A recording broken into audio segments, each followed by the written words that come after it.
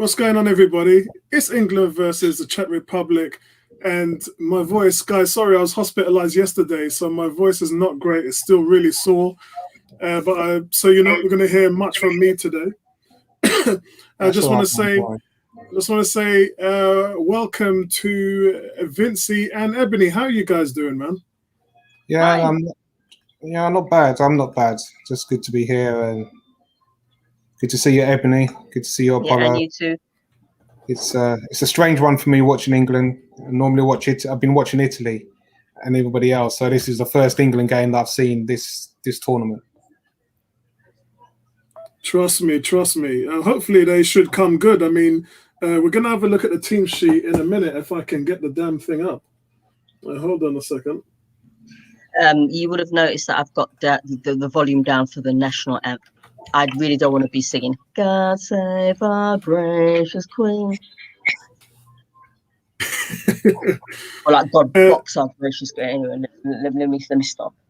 Right, hold on. Let's see if I won't take a moment to sing the Italian national anthem because it's live and I might mess up words some lyrics. So I'll pass on that one.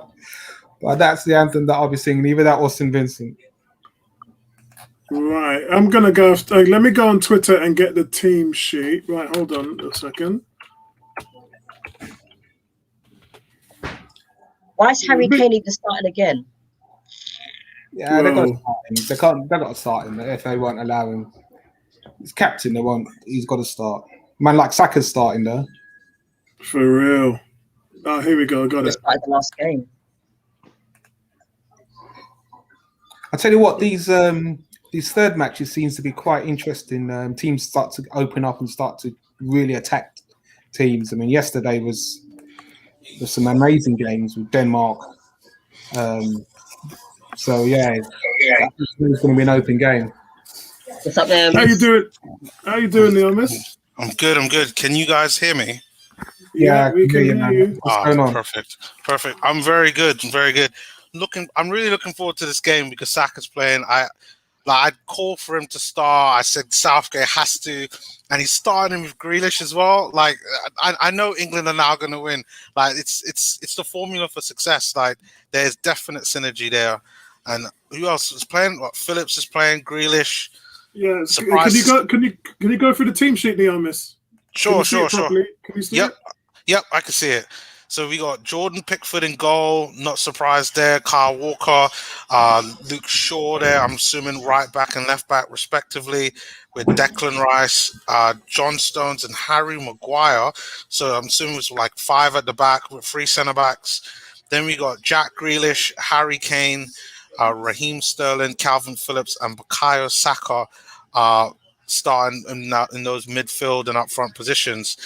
So it's looking maybe it's like a 5-4-1 or some type of variation of that, or 3-4-3.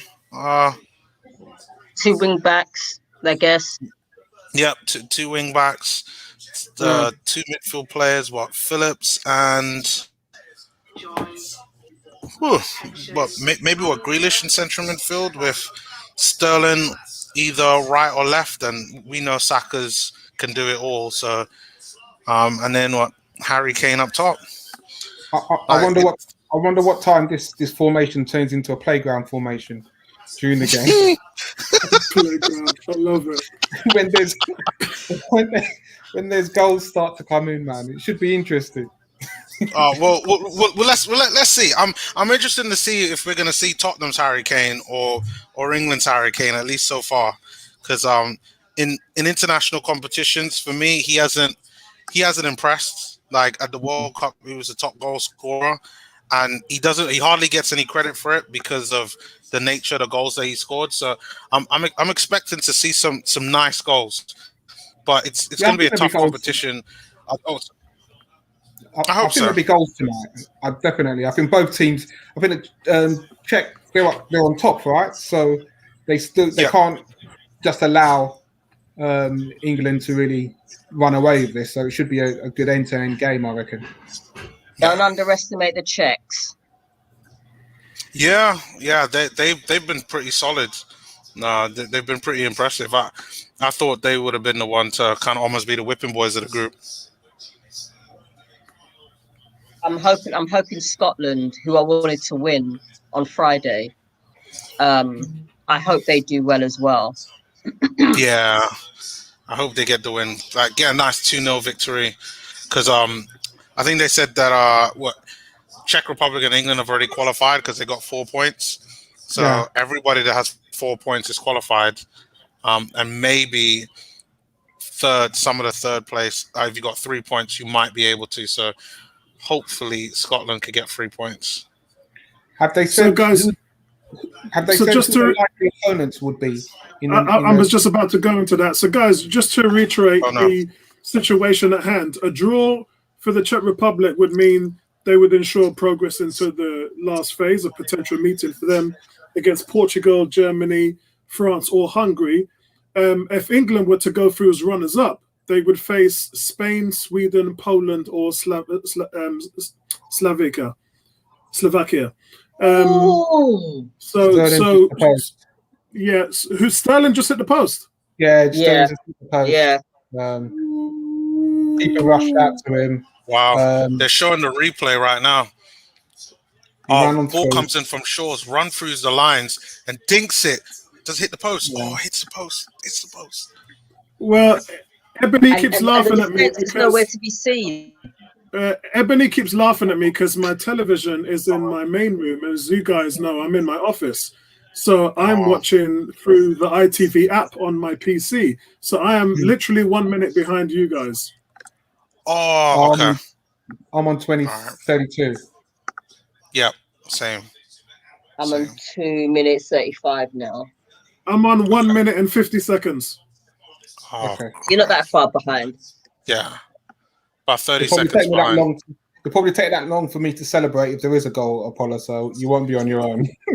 Even at Welcome to everybody who's watching the live stream. Thank you very much for tuning into 101 on Arsenal. We are an Arsenal channel, and we have a big Arsenal community, which is in the details below. So if you'd like to join, subscribe to the channel, and check out our forums.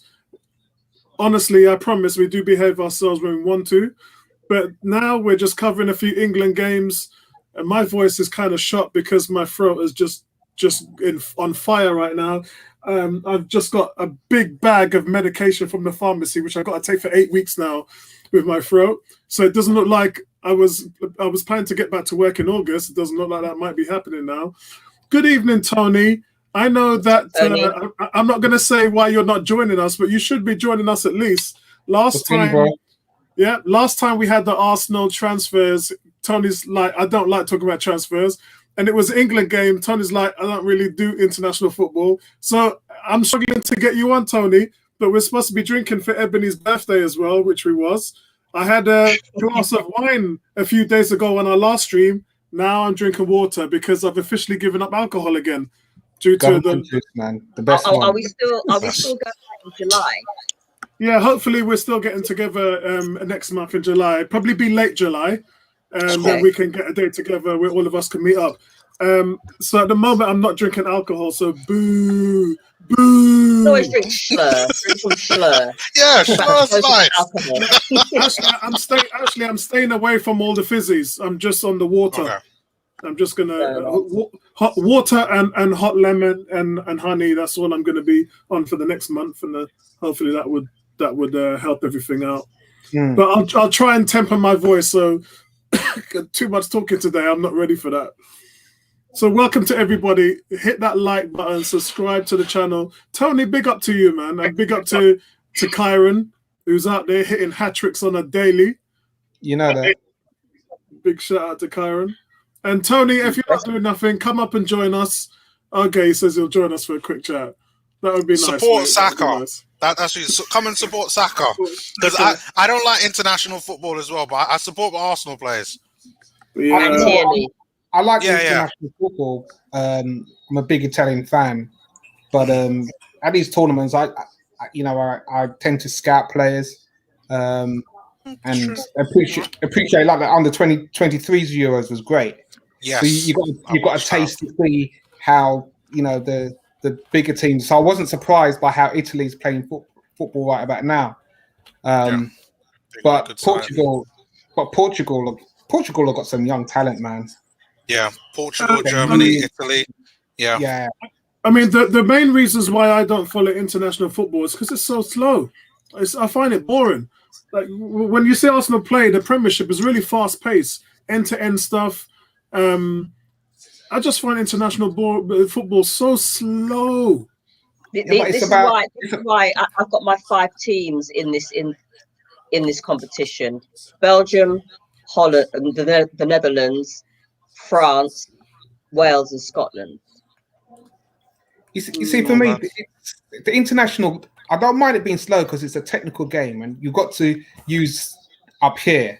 Whereas the Premiership, you get away with not using up here. You can just use physically and just run at speed. But that's not football. You know what I mean? The ball's supposed to be caressed. It's supposed to, some of the goals that you see at the highest level, you know, that's when you know what it's about. So that's why I can appreciate international football, man. I hear you, man. I just find international football slow and boring, man. And actually, I follow the Reggae Boys. Jamaica's my first team, and I've just started homing into podcasts with Bertram, which Bertram does starting from 2 a.m. UK time. So if you're up and you can't sleep, tune into the Coach's Desk on YouTube. Bertram is on there on a regular, talking to a lot of people surrounded with the JFF and coaching and scouting for the Jamaican Reggae Boys. Really good, insightful stuff as well. And they also cover the Olympics, athletics and sprinters from Jamaica as well. Tony, how are you, bro? It's good to see you. Tony. I'm good, yeah. Happy birthday, Ebony. Happy birthday to you. Ebony. It was last week Wednesday, but thank you all the same. I don't care. I'm drinking for days, girl. Celebrate that shit. Celebrate it. What's going on, T? You good? Yeah. You know, I'm not really a big fan of international football. World Cup semis and final, definitely. I'll definitely get interested in this when it comes semi and final. I did watch the Germany versus France game. Very entertaining. What about the Denmark game last night? Yeah, great. I didn't watch that, but I heard it was good. I missed that. I didn't watch the game, but I saw the goals, and they were all quality goals. Best game of the tournament. So Tony, I know you don't like talking about Arsenal transfers, so we missed you the other night. Don't even go there. I know. Hold on. I'm giving you your moment of glory. So we missed you the other night. So can you just, while we're here and the England game's on, can you just round up your thoughts about how you feel about our approach to the transfer market thus far? No, I'm not gonna entertain that at all. And there you have it, ladies and gentlemen. Yeah, not interested. So you're not interested in no targets, no players? Listen, what Arsenal do is Arsenal's business. What would Tony Cox do? Who do I you already like? gave that commentary at the end of the season. There's at least 12 players that could get sold. They could get sold. They could get loaned. There's a lot of deals. If Tony Cox was in charge, some of these players that I'm hearing us linked with would be part and parcel of a player plus cash deal, because we need to get rid of a lot of players. You know, if you want to buy Jack Grealish, give them 2 players and cash. You understand? We've got that many players. So I'm just gonna throw out the 4 main targets that we're looking at. Don't do it, bro. I have to, because I want your feedback. I'm not going down that road. Come on, man. Just tell me whether you like them or not. Yeah. No. Just tell me. So you don't like James Maddison? I'm like Ebony. When they sign on the line, they sign on the line. Until that day. Yep, that's right. Write me off. Yeah, but I don't know who you like. I don't care about what Arsenal are doing. I want to know who you like. Who do I want? Do you like James Maddison? I want Jack Grealish. I'm Jack giving Grealish? you the names that I want. Jack Grealish. Yeah. I want Hakimi.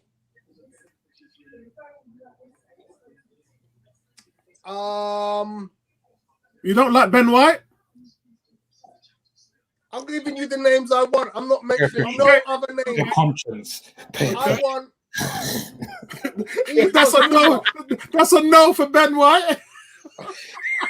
This is Tony's conscience. Don't Yeah. give in to pay. Not even Wakanda. So no, I gotta ask you, Tony. Me and Neomis are a big fan of Alexander Isak. Yeah, He looks great. He looks Yeah. fantastic at the Baller. moment. Yeah. But then there's, there's a lot of good players at the moment. I mean, I saw the kid Dumfries. What? yeah. Yeah, the right back. He's Sick. good. Holland. Holland. I'll Yeah, take that he's all good. day. Oh, Saka's Come on, off. Saka. Was he offside there? No, he wasn't offside.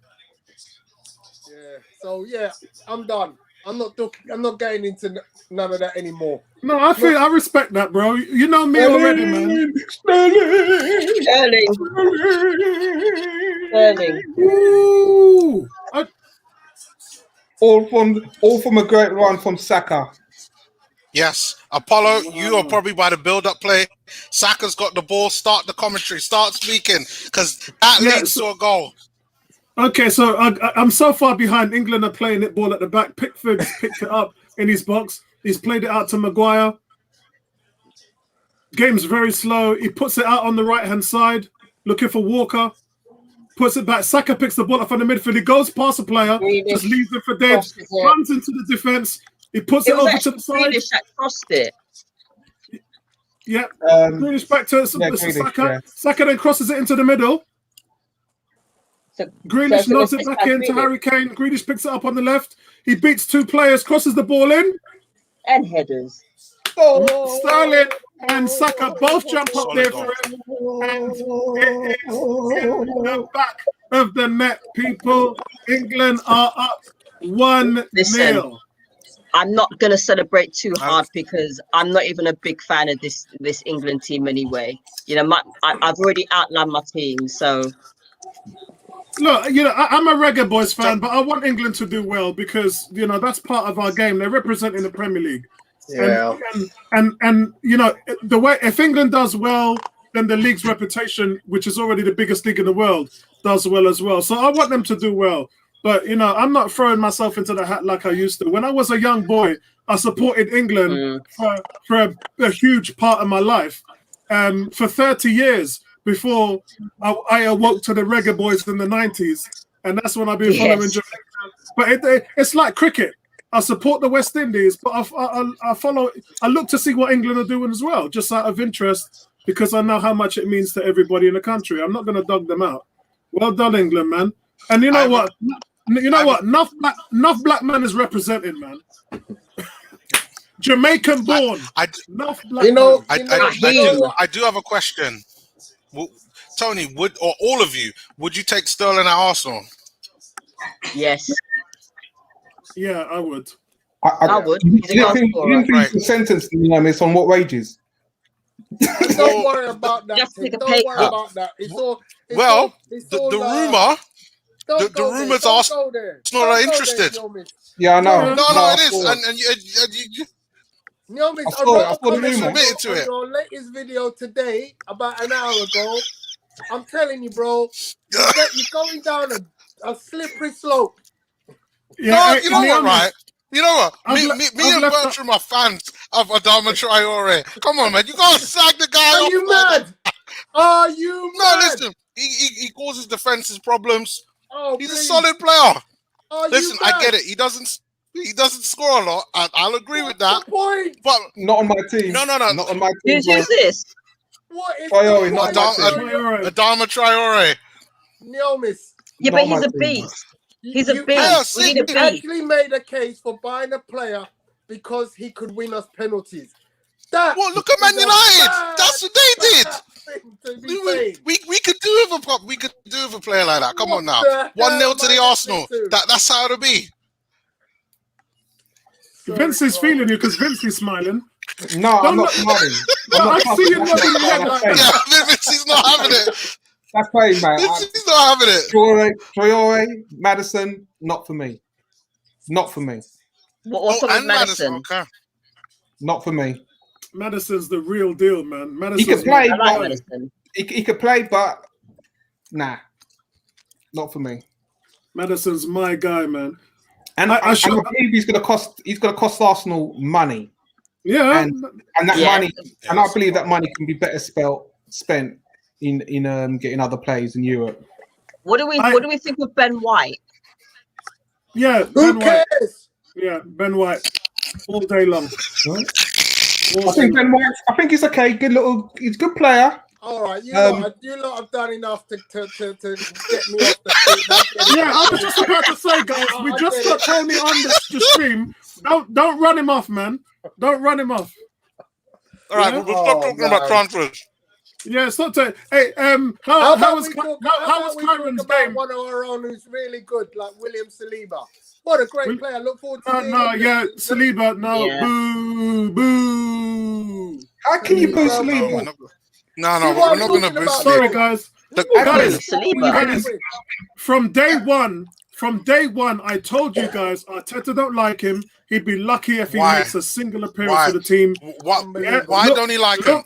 Look forward to him being sold this summer. That's what I'm saying. And that's why you boo him, because Arteta doesn't believe in him. No, I'm booing him because Arteta. No, I'm not booing the player. I'm booing the idea of him starting for us this season. And if I'm wrong, I'll hold up my hand and eat humble pie. I said it on my video in the midweek. Not start. Like, I'll take him being the third or fourth centre back. I get it. He needs to prove himself. But he's not good enough to play one game for Arsenal? The biggest lie Arsenal fans ever told us was that Saliba is a star in the making. They don't believe that in the coaching staff. They're not having it. They're on a complete different wavelength to our fans. All our fans talking about, he starts next to Gabriel. He starts next to Gabriel. This guy's been I wouldn't say start. For 2 years. Yeah. I could ask you a question then. I'm not buying into the hype. Okay, admin, would you have Mustafi back in place of Saliba? No. So I don't understand how you can boo Saliba, a young man. Crazy. So you misunderstand me. I'm not booing him. I'm booing the idea that fans believe that he's actually going to be the real deal. I can't see it. You don't believe in him as a player? That's not. I believe in him as a player, but I don't believe that he will be an Arsenal player. So I don't believe that the coach. I don't believe that Arteta thinks that he's right for the team. I never have. So when you say a real deal, you don't think that he's going to make it as a top centre back at another club? Yes. Well, whether he'll make it as a top centre back at another club is debatable. But whether he'll make it at Arsenal, no.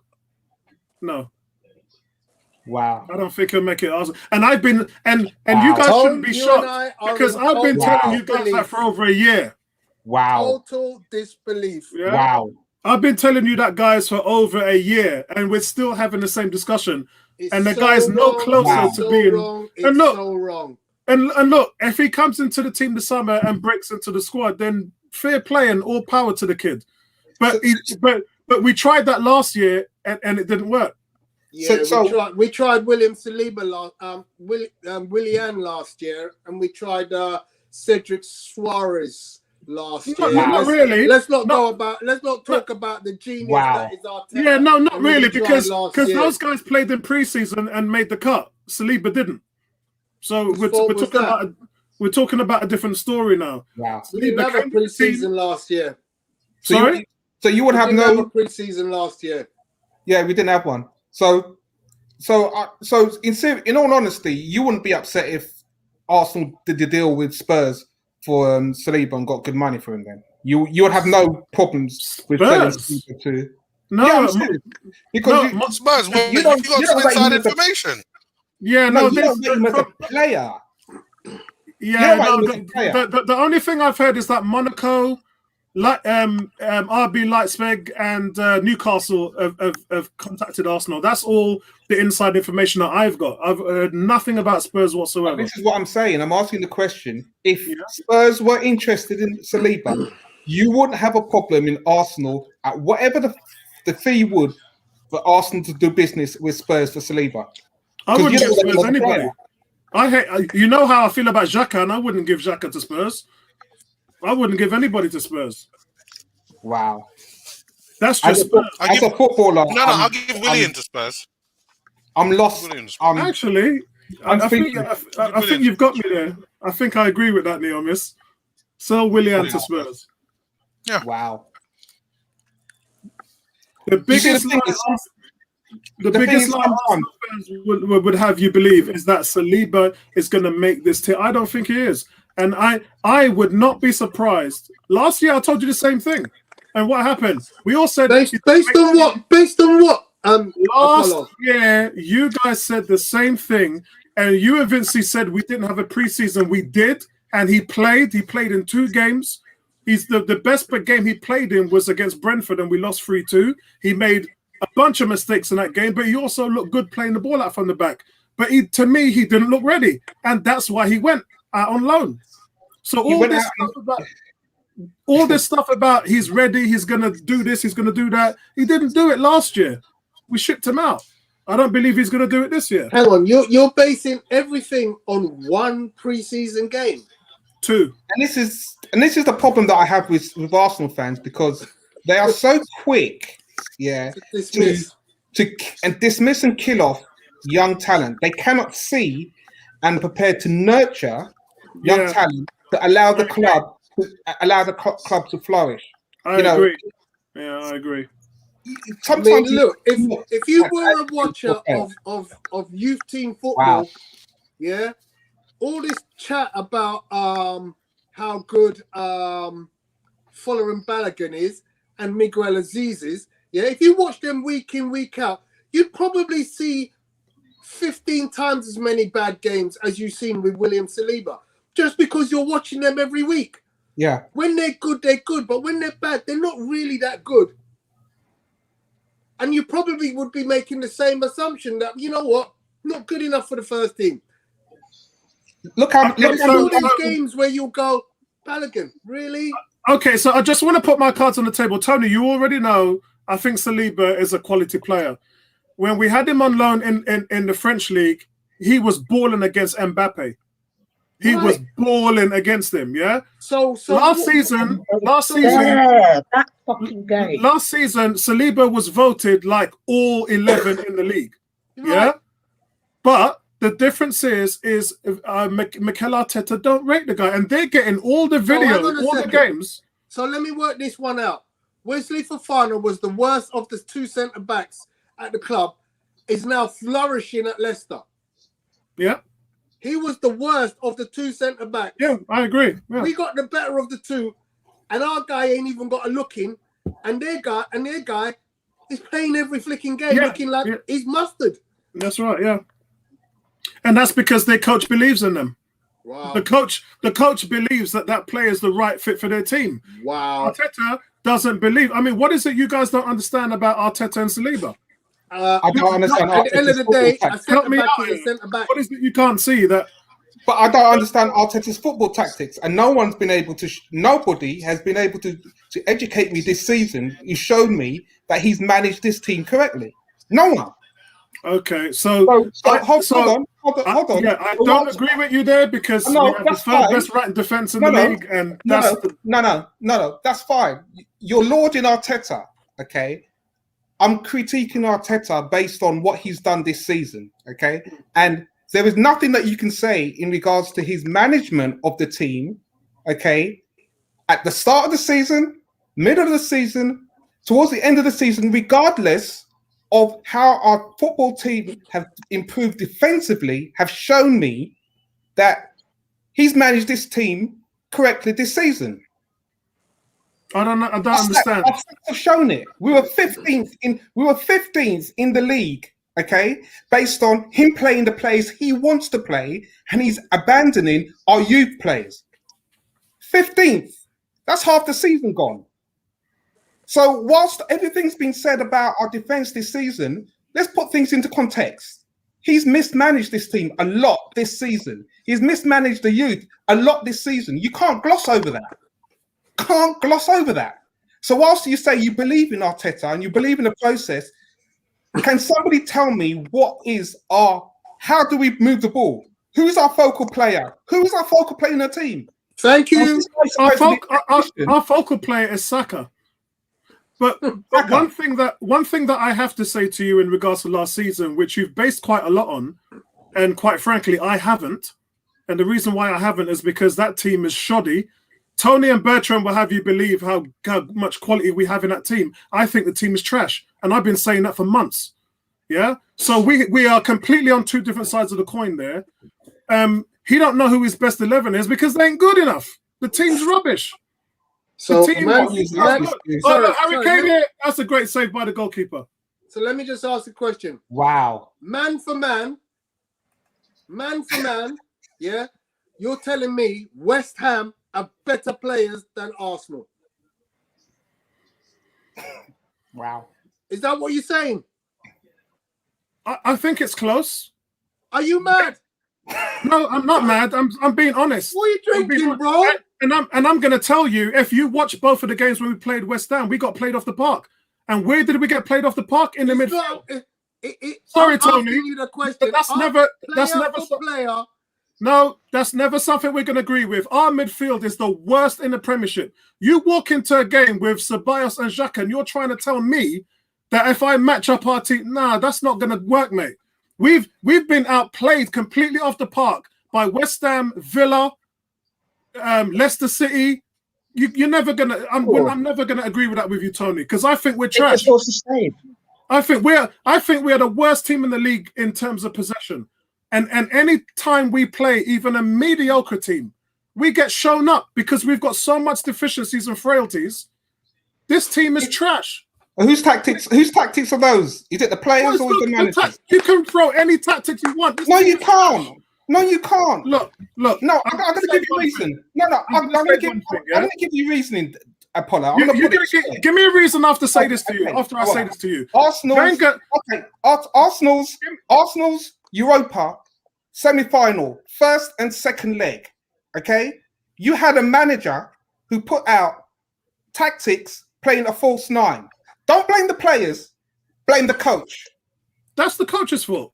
Okay, so my point is, that's one game. Number point is the manager. You're talking about the midfield.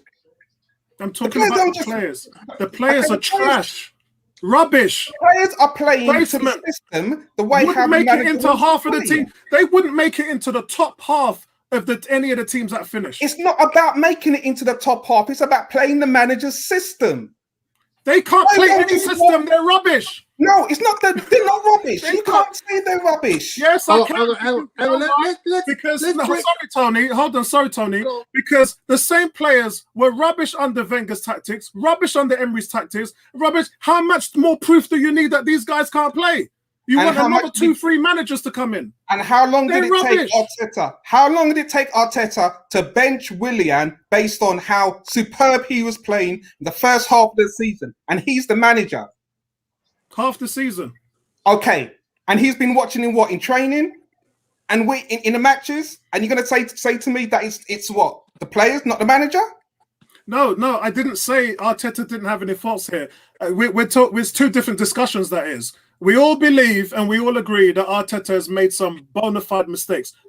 I'm saying the players are trash. But that's a different discussion to the fact that the team, the players, the ones who are on the field producing the goods, ain't good enough. That's a fact. They're not. You can. Who picks the team?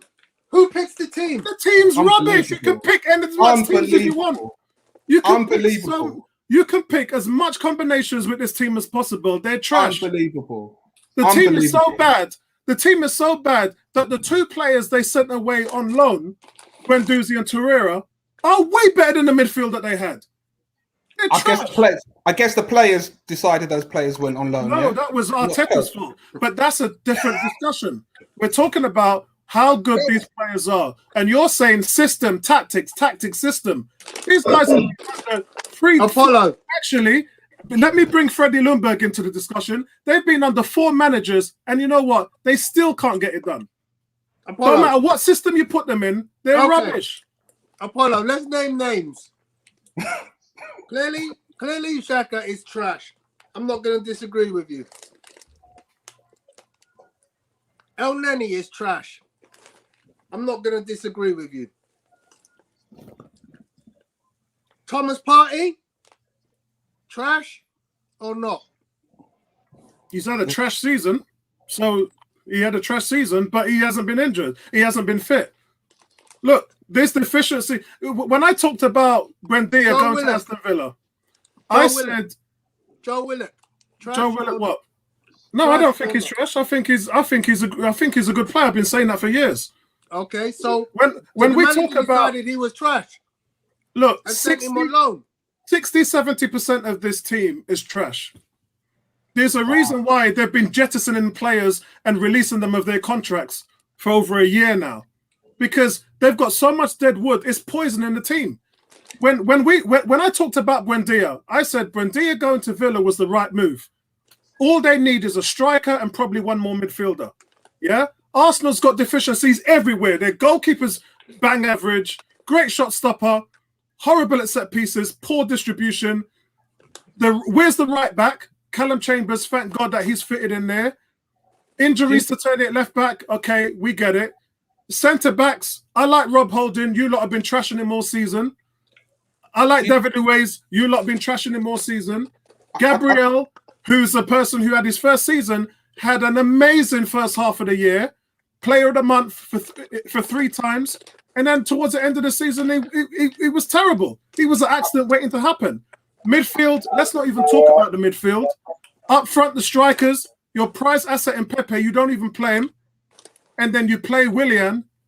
There's no service to Aubameyang, who was your golden goose. And then Lacazette, who was on a contract year, was playing for a new deal. And physically actually isn't suited for the setup. There's deficiencies all over the pitch. From front all the way, from back all the way to the front. And that's why we're having a clean house. We're clearing them all out. Arteta, forget Arteta. The last 4 managers who managed this team couldn't get nothing out of this lot. So while Arteta has had his faults, and believe me, he's messed up plenty of times. But the fact of the matter is, he's got nothing to work with. Nothing. You know what? I'm astonished because Emery. Big shout out to Alex Callum for the TV. Alex, I see you working overtime with some wicked content so far. So loving your content, my brother. Loving your content. I got a bone to pick with Alex. You gotta stop using that breaking news. It's killing me, man. It's killing me. I open up my YouTube, breaking news. I'm like, raw. You know my heart is in my mouth. What's he got? Alex, stop your. I love Mr. Alex. I can't. He's one of the people who I'm most looking forward to meeting back up at the Emirates. I would love to meet up with him when we get back to the Emirates. That would be cool. Alex, we're actually going out for a drink on Holloway Road at the end of next month. So if you have the time, look at Alex. If you want to meet up with us, then please, you're free to join us. That would be amazing, Alex. Wow. Well, if that's the case, if the whole team's trash, Apollo, then 250 mil can just about buy you a first 11, not even a team. Yeah, I think I'm just astonished with what you're saying. Really, I like what you shouldn't be, because I've been saying it for over a year. I've been saying it on the forums and on the stream. No, but there is context and everything, and I am astonished from a man who appreciates and studied football in various positions. Hearing what you're saying, I'm astonished. I'm just being brutally honest with you, bro. This team needs a medical operation at the highest order. There's about 5. Don't be surprised if you see 5-6 players leave this summer, because they ain't good enough. I'm not shocked with that. That's not shocking. They're trash. Yeah, that's not shocking. What concerns me is 5 new players coming in and the same manager doing the same foolishness. So this is where it's like, we talk about the players and say, okay, you know what? We're going to have 5-8 new signings. Great. It always comes back to the same situation. Can the manager manage the team and get the best out of the team? Talk about his contract, 3-4 years, whatever it is. Give him time, trust the process, all of that. If the manager can't do that, you've got to stop talking about players are trash and realise that the manager is not doing what he needs to do. Yeah, so again, let's just put it this way. That's a different. You can't talk about the players and the manager in the same context. It's two different conversations. No, you can. You do realise that two different conversations was better, had a better record with worse players. Yeah, I'm not disputing that, Tony. I totally agree. So if Unai Emery is better with worse players. So what are you going to say now? Arteta needs time. No, I'm going to tell you that Unai Emery has been to the final of the UEFA Cup 5 times and only lost once with an Arsenal team. That's how bad this team was. So that actually goes in my favour because that shows he's a good manager. It shows he excels at what he does, but it showed that the players couldn't do that for him here. And that's why he was, after the second half in Baku against Chelsea, he must have been heartbroken to see what the players came out and the way that they laid an egg. Emery didn't deserve that. He did not deserve that. I felt for him that day. I really did. So here's a question: are you more upset about Arsenal's performance in Baku than Arsenal's performance 2 legs against Villarreal in the semi-final? Yes. No, because to me they're both the same.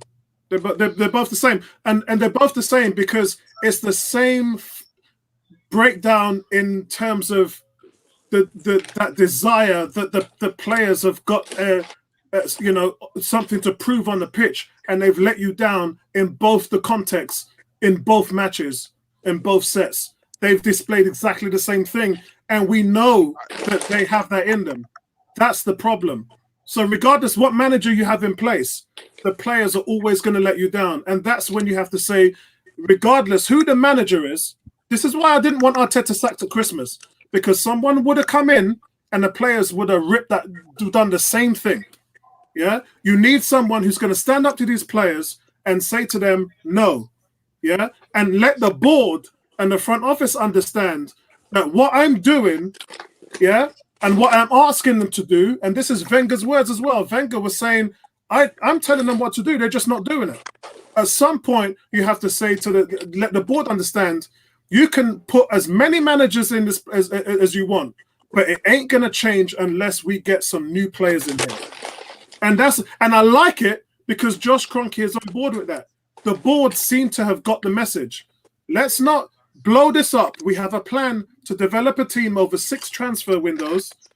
Let's get ourselves a new team that are capable of adhering to these philosophies because the philosophies work.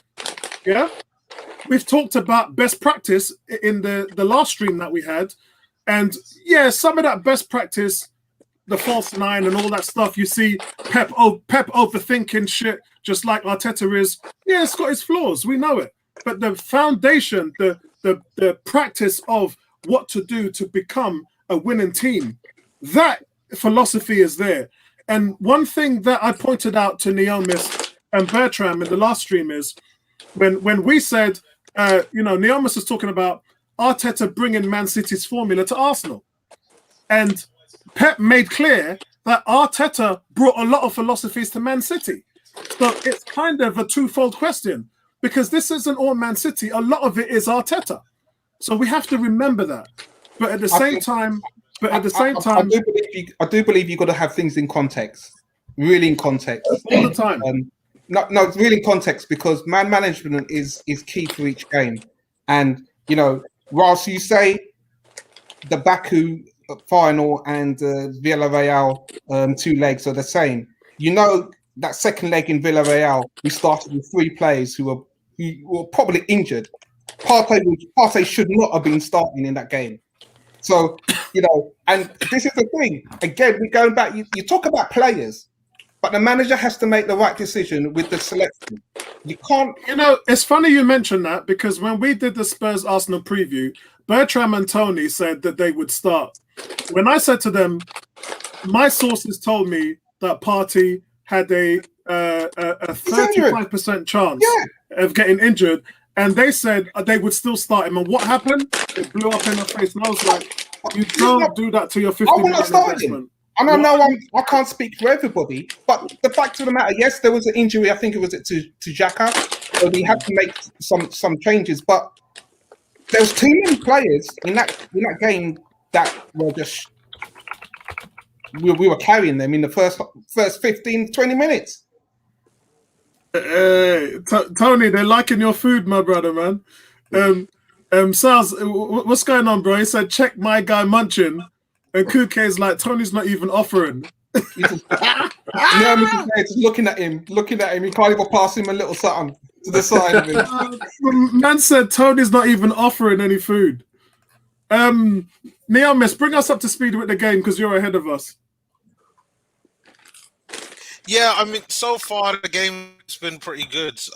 It's just right now I think Saka's been really well. Saka's playing almost like him, Grealish, and I would say almost Sterling in a way have been playing in a free-ish type role, or maybe that Grealish and Saka have been playing in a free role where it allows Sterling to kind of do what he wants to do, and Sterling is looking like a better player.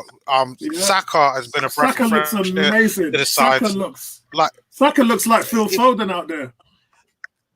The thing is, I just know that with this manager in charge, with Southgate, Saka will be dropped in the next game, for some ridiculous reason, and we're going to go right back to square one. But I'm liking what I see. Like Harry Kane actually got a shot on target. So he just had his second one on target just then. He was offside. But things are looking better. It really is. The only thing I will say is maybe we could do it more of a focal point up top. That's probably about it. But I think England have played pretty well. Oh, and spoiler alert. So the Czech Republic have had their chances there. They had 2 clear chances, and Pickford saved them both. Yeah. I think the problem with England's midfield is they're very cautious in their first 11. So in the midfield, they don't have a dominant midfielder who's going to spray the ball around and take the game by the horn. So they use the flanks a lot. Saka's standing up big time. Big time he's standing up, and that's where the development of England.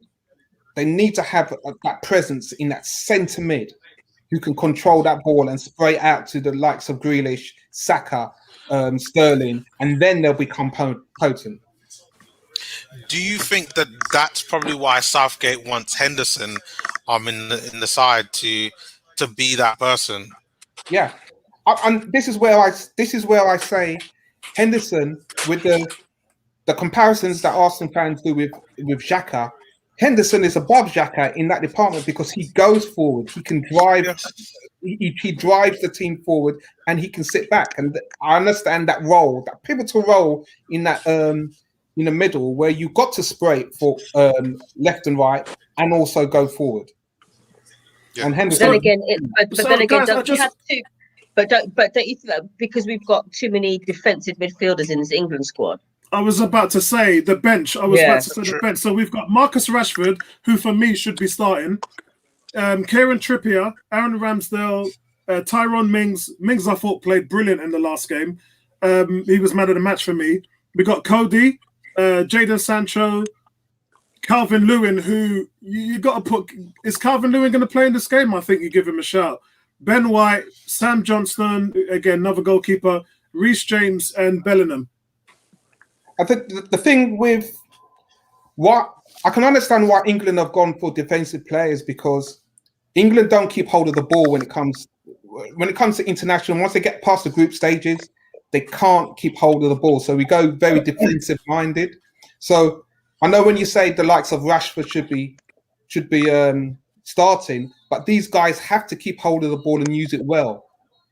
And that's why everyone's lauding Grealish. They're lauding Saka because these guys hold on to the ball and they use it well. So, guys, I just showed you I'm having something to eat with my friend Mr. Kipling. We're just doing the jam. We're just doing the jam. What's your favorite color? Which one's your favorite color? It's all of them. Do you know why I say that? You're gonna laugh because every time I open a box, my daughter and my wife's best friend always say that they don't want the apricot one.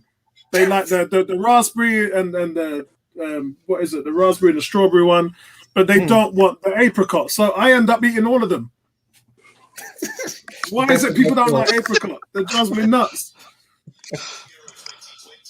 And then if you want to be really cheeky, pour some coronation milk on it. Jesus. Carnation milk. Yes. Wow. The look on Tony's face is like... I know. You know why? When I was young, when I was young, we used to have condensed milk. We used to have condensed milk sandwiches. We used to put butter in the bread and pour condensed milk on it and have them as sandwich. Yeah, man. What?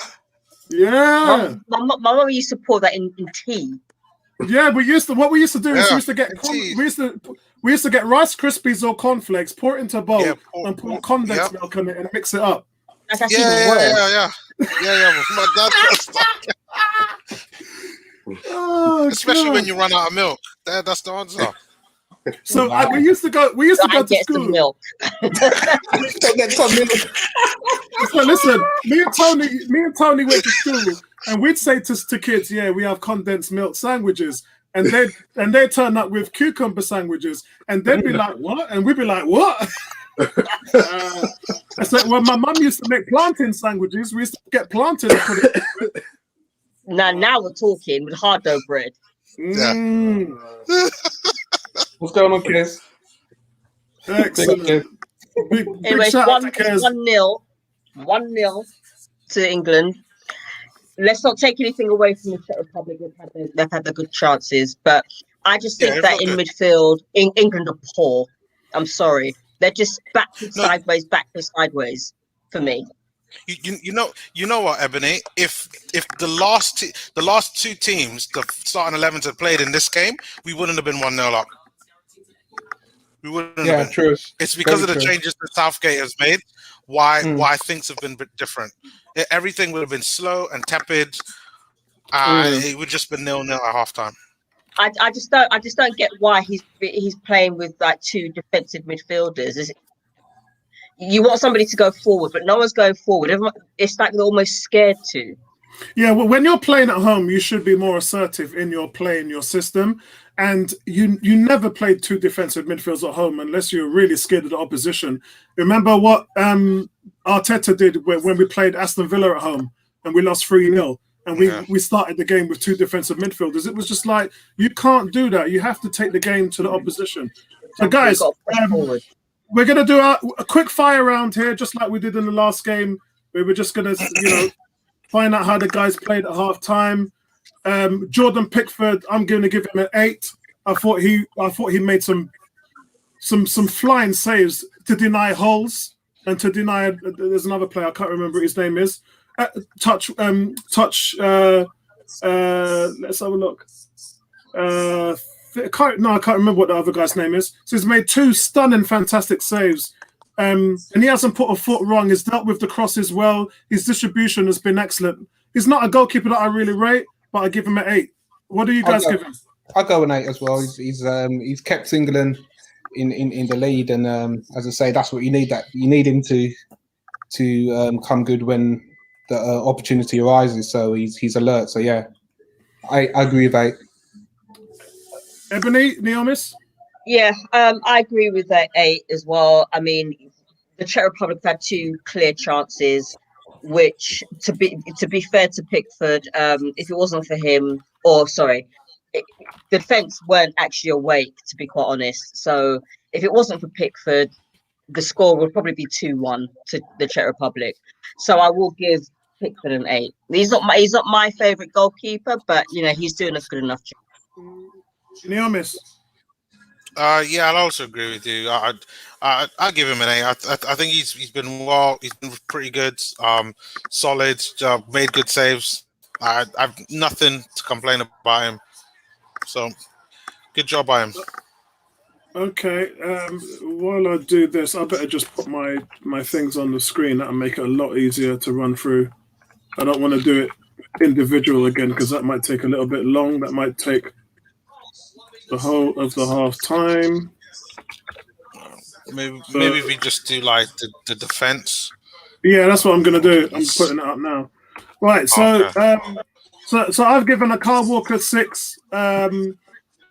Back in the starting team after missing out against Scotland, and he's got excellent composure in this game, and obviously he's a threat down the flanks, and that's something that they kind of missed in the last game. We looked flat, so I really like what Kyle Walker's doing. John Stones, I think, has had a good game. He's made a critical block from the corner when Kane had been out jumped for the ball. Positive performance. Harry Maguire. Probably been, it's been solid. This is his first start in 6 weeks. Produced a wonderful pass, which ended on Kane's shot on target. So, and that's about 2 or 3 times we've seen Maguire play the ball out the back really well. Luke Shaw, I give a 6. Vincey? Yeah, at the back. I mean, yeah, definitely Stones. Stones and Shaw have had a really good game here. Maguire as well. I agree with your score for Kyle Walker as a 6. I would say Stones, I'll probably give him a 7. Maguire 7 as well, and Shaw's looked very good on the left hand side, so I'll give him a 7 as well. Ebony. Kyle Walker, not really noticed him too much, to be quite honest. I give him a 5. John Stones, yeah, he's been a bit of a powerhouse. I give him that. I give him a 7. Maguire, 6. Luke Shaw, 6. They've not really lit up anything for me, actually. I mean, they've not been as noticeable for me as Grealish, Saka, and Sterling. Yeah, remember it was Luke Shaw's through ball to Sterling, which caused him to hit the post at the beginning of the game. Yeah, that's all he's done really for me. Yeah, exactly. Yeah, Neomis. I'm gonna give everybody a 6 except for Shaw and Maguire. I'll give both of them a 7. I think for me, I'd probably say that Shaw has probably been the better defender. He's gotten up well down on that left, synced up well with Saka, Sterling, Grealish. When they kind of come over, cross the ball in well. I think going forward he's been good defensively. He's been good as well. And then, like you said before, the pass that Maguire made to Harry Kane when he got his shot off. They're going through it right now. I thought it was a really good pass. And then Walker, I thought he did okay on the right. He got up pretty well. But yeah, I just don't think he's as good as the other two. And the same thing with Stones. Tony, what's your thoughts on the players? Do you have any ratings for them? It's been a bit of a nothing game, to be honest. I mean, I'm not really turned on by what I'm seeing. Czech Republic ain't the same without Rosicky, are they? Yeah, it's true. So I mean, I probably agree with what Neomis has given in terms of marks. Okay, so the last one, I'm going Calvin Phillips. I'm giving him a 6. I'm giving Jack Grealish. I'm giving a 7. This guy's the most fouled player in the Premiership, and you can see Czechs just can't get the ball off him. He's been on the floor about 5 times already. So I give him a 7. Raheem Sterling, England's biggest goal threat in the whole tournament by a distance. It's not even close. The one who looks like he's going to score for the team is Raheem Sterling. And he was so close to giving the team a lead in the first few minutes. And then he wasn't going to be denied by the woodwork again. And just quality. He gets an 8 from me. But the guy who set him up and has been the driving force in turning possession into penetration is Bukayo Saka. Remember, guys, I've said it before. Saka's had 3 man of the matches in the last 5 international games, and he's probably going to get it again today. He's been the best player on the pitch by a mile. So he gets an 8. Harry Kane gets a 6. I'm not going to really talk about Harry Kane at the moment. Vincey. Yeah, I'll just add with Calvin Phillips and Declan Rice. They'll both get 6 for me. Yeah. Jack Grealish, I'll give him a 7.5 because what he's doing, he's filling in what you're expecting from your centre midfield players. He's getting the ball. His touch is beautiful. He's direct. He's getting the ball out early, and he's making driving runs forward, and he's causing havoc. Sterling, missed the chance with that great through ball from Luke Shaw. But great header, great discipline to stay on side of him and Saka with that cross. So yeah, I'll give you a rating of 8 for Sterling. Saka for me is definitely man of the match right now. 8.5. As I say, Jack Grealish 7.5. He's really pushing and Saka. And them two in tandem, they're using the ball early, and that's the thing. They're using the ball early. They've got pace. They've got skill, and they're using the ball intelligently. Harry Kane, I agree with your rating of 6. It's just, yeah. Yeah. Let's have a look. Have I lost somebody there? I thought, maybe I think somebody might have been trying to get into the chat. I hope it was Bertram. Ebony, what's your thoughts on the front line? Okay, Declan Rice, haven't really noticed him, to be honest. So he just gets a standard 5. Calvin Phillips, there's a lot of backwards, sideways, possibly because there's 2 defensive in the middle. Can't really blame them, considering that they're possibly told what to do by the manager. So I give him a 5 as well. Jack Grealish, I like the fact that he can run. And he's actually a threat, so I give him a 7. Raheem Sterling, he got the goal. It was Jack Grealish that actually assisted Raheem with the goal. But as you said, Raheem is the only one that looks like he's going to score. So I'm going to give him an 8. Saka, that left-hand side is his. He's making use of it, and that's why we love him. I'm giving him a 9. Harry Kane. He's had he's had maybe 1 chance. He's had a couple. But he's still not firing. He's still not firing on all cylinders for me. So I'm going to give him a 5. Yeah, Neomis. Okay, so I'm giving everybody except for Grealish, Sterling, and Saka a 6. I thought like Kane and Declan Rice and Phillips have been okay. Probably want to see more from them, particularly Harry Kane. And then for me, Jack Grealish, Sterling, and Saka have been the better players. They've been the ones kind of driving everything forward. I think there's probably more of a say for Grealish and Saka because I think that it's their play that's allowed Sterling to be a lot more free and to get into certain positions. And it's almost like for Sterling's goal, he used Saka as a shield. So whereby the defenders were marking Saka and Saka didn't jump correctly and Sterling went and capitalized on his kind of slight mistake. So for me, I'd actually give Grealish, Sterling and Saka 8.5s each. Because I think for me, you look at this game and you have to say that all 3 of them should be starting the next game. But I similar to Arteta, I don't have faith in Southgate to start players based on form because I think that there are certain players on this England bench that should get a chance, like the likes of Rashford. I think if you put him up front and actually put Kane in the 10 with those 3 around, you could put Grealish in central midfield and put Sterling on the right, Saka on the left, and they're still going to move around and integrate with one another. I would actually put Foden at the 10. Really? Okay. Yeah, I would. I put because you're never gonna see Grealish, Saka, Mount, and Foden in the midfield.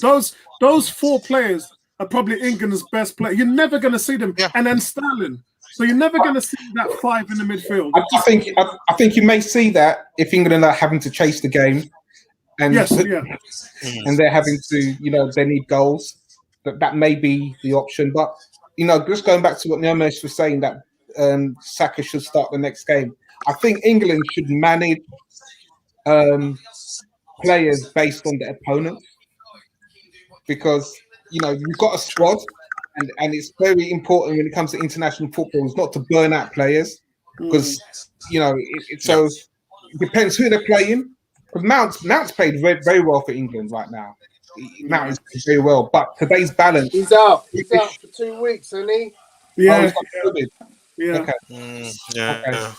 And there's been it's a good point, Vince, because there's been a fair amount of players. We talked about Mings not playing. We talked about Maguire and who else has not played? Henderson. Henderson and all them guys. Carl Walker as well. So there's there's a fair bit of rotation going on, and that's what I like. If you see what the Italians done, the Dutch have done, they've rotated, and everybody's got a game. That's what you need, because Mancini, as great as a player he was for Sampdoria, he never got a game in Italian 90. Yeah, I heard that today. It's a criminal to see the type of player that he has, and that's the thing. You've got to keep everybody fresh. That's the key to getting to the end of the tournament. So, Tony, is there anybody you've liked in the first half up front, where our strikers are? As I said, it's a nothing game for me, to be honest. Everybody's had a little bit of summer, a little bit here, a little bit there, but nobody's really taken the game by the scruff. Henderson's come on. I just think this is one of them situations where you look at the manager's choice and you think, like, what's the strategy? Because they're not playing to Harry Kane's strengths. Yeah, the team is not built for Harry Kane. It's not. The teammate. And in all fairness, Harry Kane's not playing to Harry Kane's strength, especially after the last game. He was abysmal. I think I gave him a 3 out of 10. But then again, Harry Kane is somebody that needs to be fed. So, No, he isn't. See, that's the thing. So he had 14 assists this season in the Premier League. So Harry Kane, I think it was Vincey that mentioned that he can actually sit behind any of them. Yeah, he can sit behind. That's why I say he could play in the 10. Yeah. He can do that. He can do that. In his England squad, it's as if he wants to be fed, but And that's down to the manager, Southgate. Yeah, that is down me, to the manager. Yeah. I got to be honest, guys. I don't rate him. Neither do I. No. Neither do I. That's why. I got to be honest. Somebody actually said to me that if it was Sam Allardyce's team, he'd get more out of the players. Do you know what I'll rate Southgate for? He's giving youth a chance, and that's what England. That's what England have struggled over the years. But they've never done it. They've not. You go to the biggest main World Cups we've ever seen in the 70s, 80s, 90s. We've never seen it, Vincey. Yeah, but we've never seen this tournament. Giving Phillips that first game, picking Phillips, I'm rating for that, because again, England like to go gun ho. First game, go crazy, and Phillips he stood tall in that first game. Sometimes you've got to be defensive when it gets in certain stages in international football. And, he's played every game since, hasn't he? Yeah. Right. Hey, Neil, talk to me about that. I can't believe that stat. That is shocking. Yeah, it's bad. It's bad. It's bad. I mean, listen, well done for Raheem Sterling for making history. I like that. But I mean, what I was going to go into and what I thought Southgate should start as his team, like I think Kane should be at the 10 with Rashford up top, because Rashford could also play out wide. You put him, Grealish, Sterling, and Saka in the side. I just think there's nothing but creativity there. Everybody's going to flow, and you still got the boy wonder and Harry Kane, who everyone likes to see in the squad, who could potentially do some things. And it's there's so much potential with this England side, like so much, and it'd be a shame for them not to capitalize on it now, because everyone talks about the previous golden generation, but I honestly believe the talent that's in England right now, that there's far more talent right now than there ever has been before. And you've got the team for 10 years. Have we had this team, they're like 22, 23, 24. Yeah. You've got this team for 10 years. That's a tough one, because that golden generation, they had talent, but they also had experience at the top clubs, those players. You stop and you think, across the board, they really did underperform for England. So, what was that? Is that nerves? Is it management? Because nerves and the pressure, the weight of the nation. Yeah. And, I'm looking and thinking, Ashley Cole, I mean, there has never been a better left back for me, for England, Andy Cole. But you see, the one thing that I've noticed in the last two tournaments is there's no pressure on these players. Like, for me, the nation, I kept on saying, England fans need to understand the team ain't good enough. And you know me, you guys know me already. When I'm saying the team ain't good enough, I don't think that they're good enough. And England, the pressure of trying to follow that shadow, the dark shadow of 1966, that pressure has just destroyed the team for decades. Because the fans expected so much. Every tournament, they were going to win it. They were going to win it.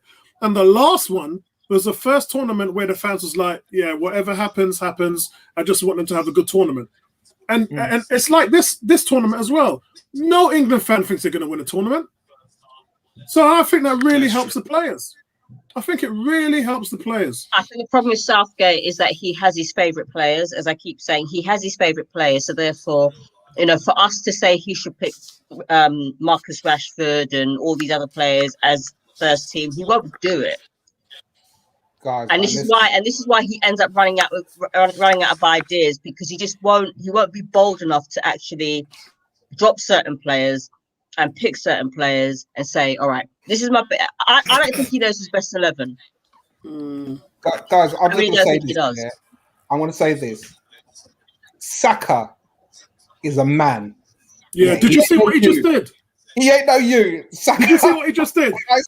England got caught out on the short corner by Dorada, and he whips the ball out wide, and who was in his face closing him down? Yeah. One player. All the rest of the England team were completely on an island. But I liked what he did when he backed the player in that play. You may still see it coming up now. Back the player in.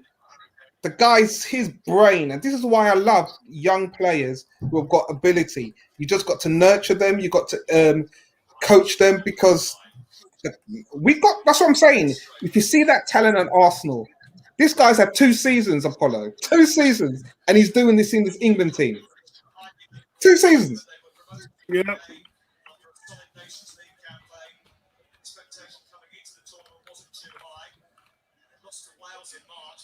Mad thing. Really good. Promising for us, man. It's promising. Really promising. 18 says, love the 101 format. Each panel member gets their say. No arguments. Pure respect for each other. No foolishness. That's how it's always been, bro. Yeah. Sentiment, good to see you. I'm still calling him Sentiment, even though he's changed his name. You know me, man. I'm a sucker. I'm a realist, man, and I love me some Sentiment. It says 18. Some of the Xhaka hot takes from Tony and Bertram's class as foolishness. Yes, yeah. You know what? I think because Tony and Bertram have had the season gone by now, they realize, how bad that was. When we did the player ratings, I couldn't believe it, because Bertram kept giving Xhaka 7s in every match, and then when it came to the end of season player ratings, he gave him a 5. It's just like, hold on, bro. You're supposed to think this player, the world of this player. How are you gonna lowball him and give him a 5? What is it that you always say about Xhaka, Apollo? Well, actually, Xhaka. Yeah, I mean, Bertram, I get where Bertram was coming from. I think Vinci had touched on it a few times. It's the best you can do. It ain't great. It's the best you can. What else can you do? Yeah. Anyway, I would have played on Nene, so. Getting forward. And again, if fans don't understand the importance of having a midfield that can go both ways, look how Italy destroyed the Swiss midfield. Yeah. Just play the ball through them, gone. He's no way in the picture And that's what we fans were experiencing time and time again. Yeah. The Premiership teams were just playing through us. Because there's no vision there in the Swiss midfield. No passes intercepted. They can't deal with the counter attack. They're sluggish. They got the stiff hips. They'll never play cornerback in the NFL. Yeah. It's like they're stuck in the mud, and that's just too easy. And they got exposed by Italy. They got absolutely exposed. Sentiment saying, I think all Arsenal players should be well rested for the preseason. Shown in Pony coming up in 3 weeks. Yeah, I agree, mate. I agree. How many games? Thomas Partey is resting.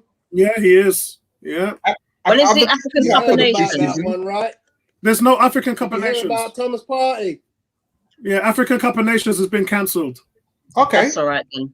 Yeah.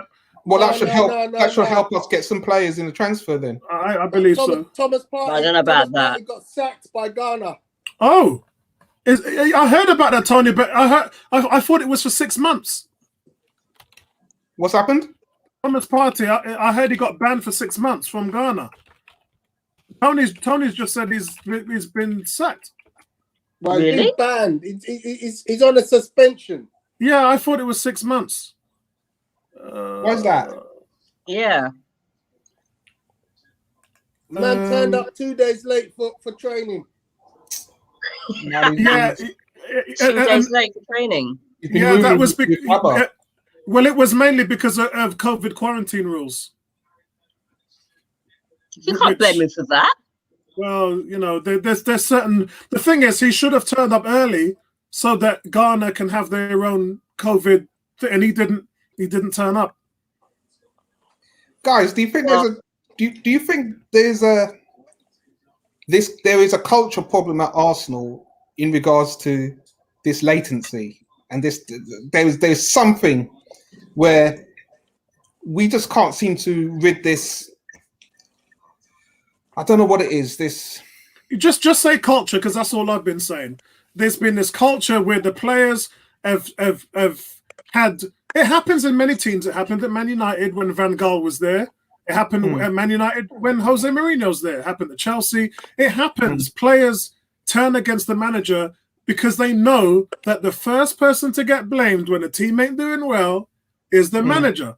Yeah, and it's not just football. In business, the business world, when you have a sales team, it's the same thing. So that's why I've been a strong advocate for Arteta staying, because to me, if you sack Arteta at Christmas, guess what? The players win.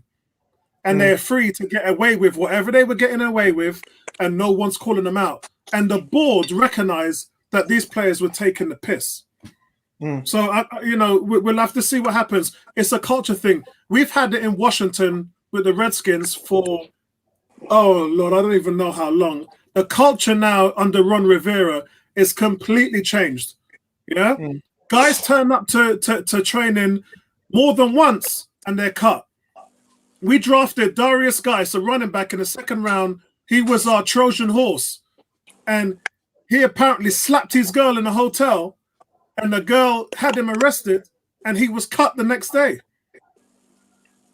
So it's a culture. So the reason why I asked that question is because we've had a lot of young players who playing for Arsenal has gone to their heads, and they've left and regretted not taking their opportunity at Arsenal. When you stop and you think, we're a big club, we've got a lot of prestige, you should be an opportunity to win things at Arsenal, but we've had some really good young talent who have not really seized the opportunity. Look, remember Jeff Ray in Adelaide?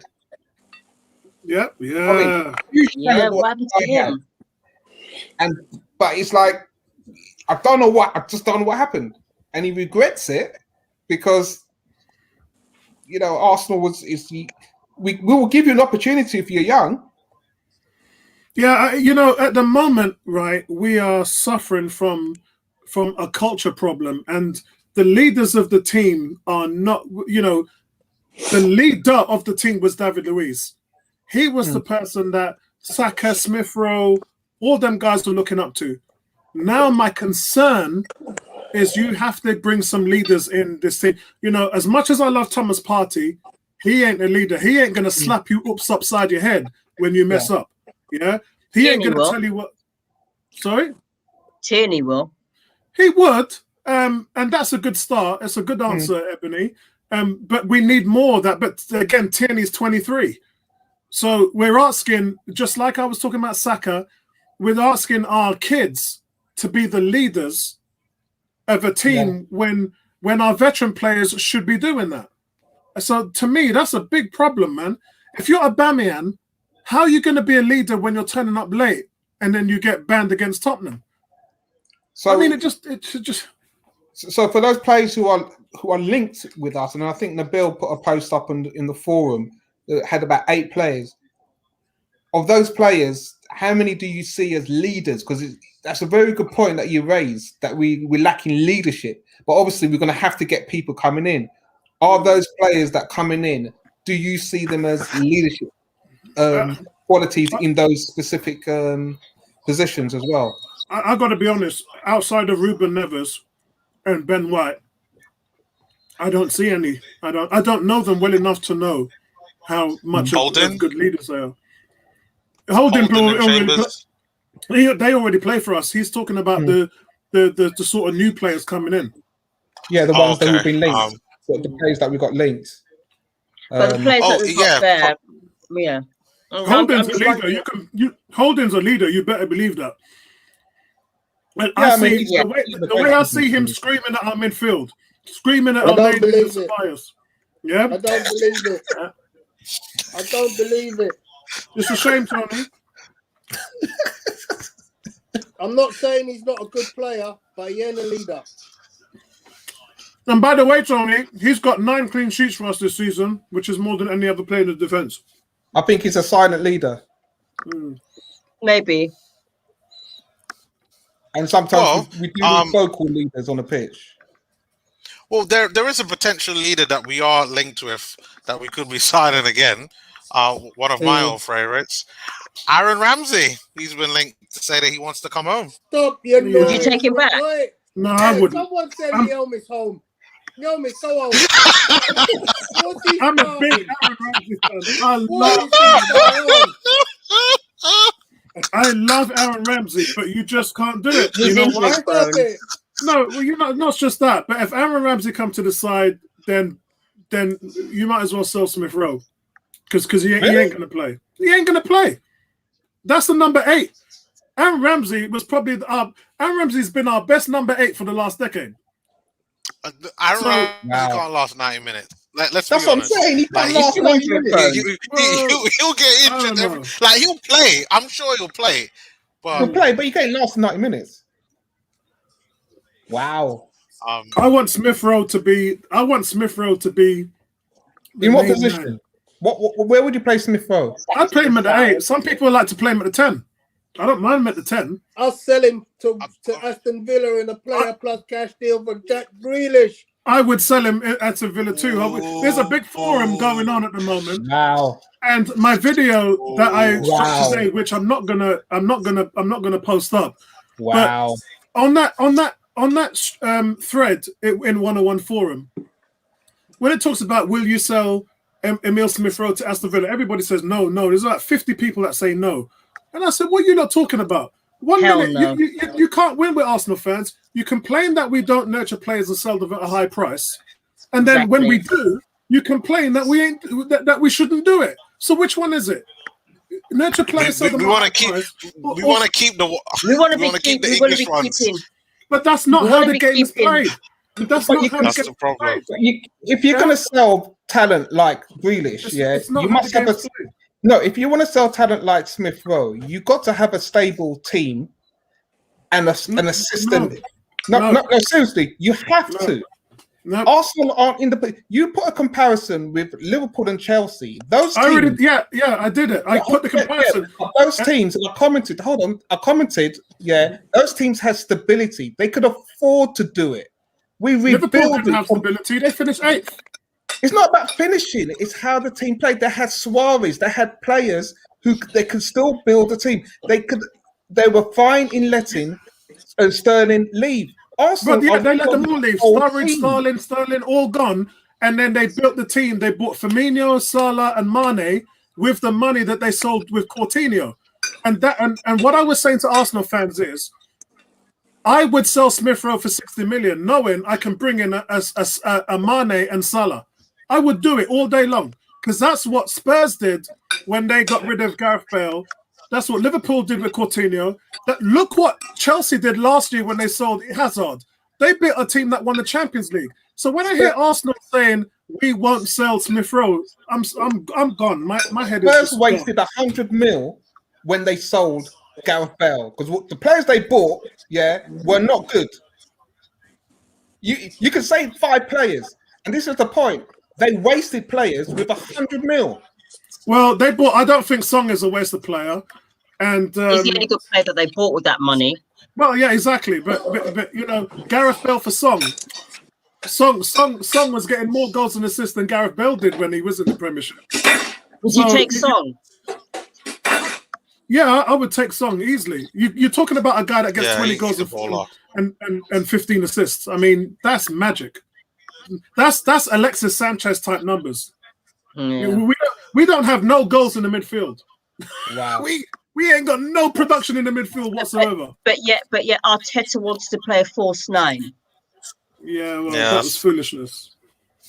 We got look now. Let me just break something down to you guys. You see, one of the problems is, Apollo, you and I had this conversation a bit earlier, or maybe at the end of last season.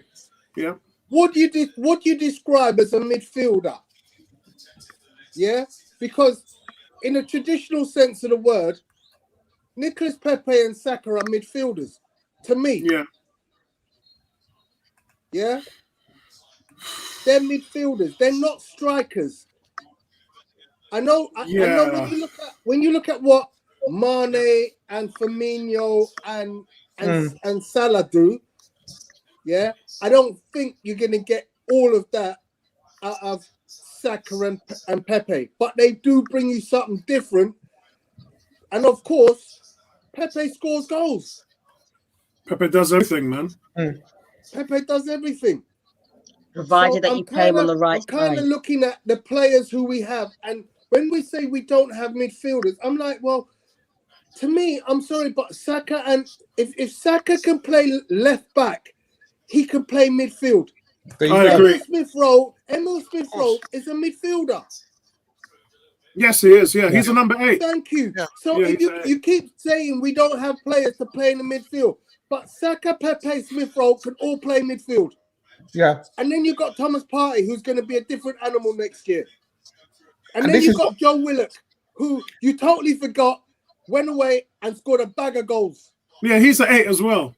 I don't think Willock can play. When you say we don't have the players, Apollo, I'm totally not understanding that. Yeah, you play them. Well, the thing is, unfortunately, Tony, when we've played top teams and we've been overrun countless times in the midfield, then that lineup or those players that you've just mentioned haven't really been played in that way, and that goes along Vincey's point. The point that I would agree with you on is the changes that Arteta made, which you have talked about. Let's not talk about Joe Willock, but we'll talk about Smith Rowe. The added addition of Odegaard has seen the team since Christmas with the second best record. So, Tony, you do have a valid point in that respect, but we have to really judge it for a whole season and stop carrying the likes of Xhaka, Bellerin, Willian, and all those guys who you depended on strongly in the first half of last season, where we wasn't performing.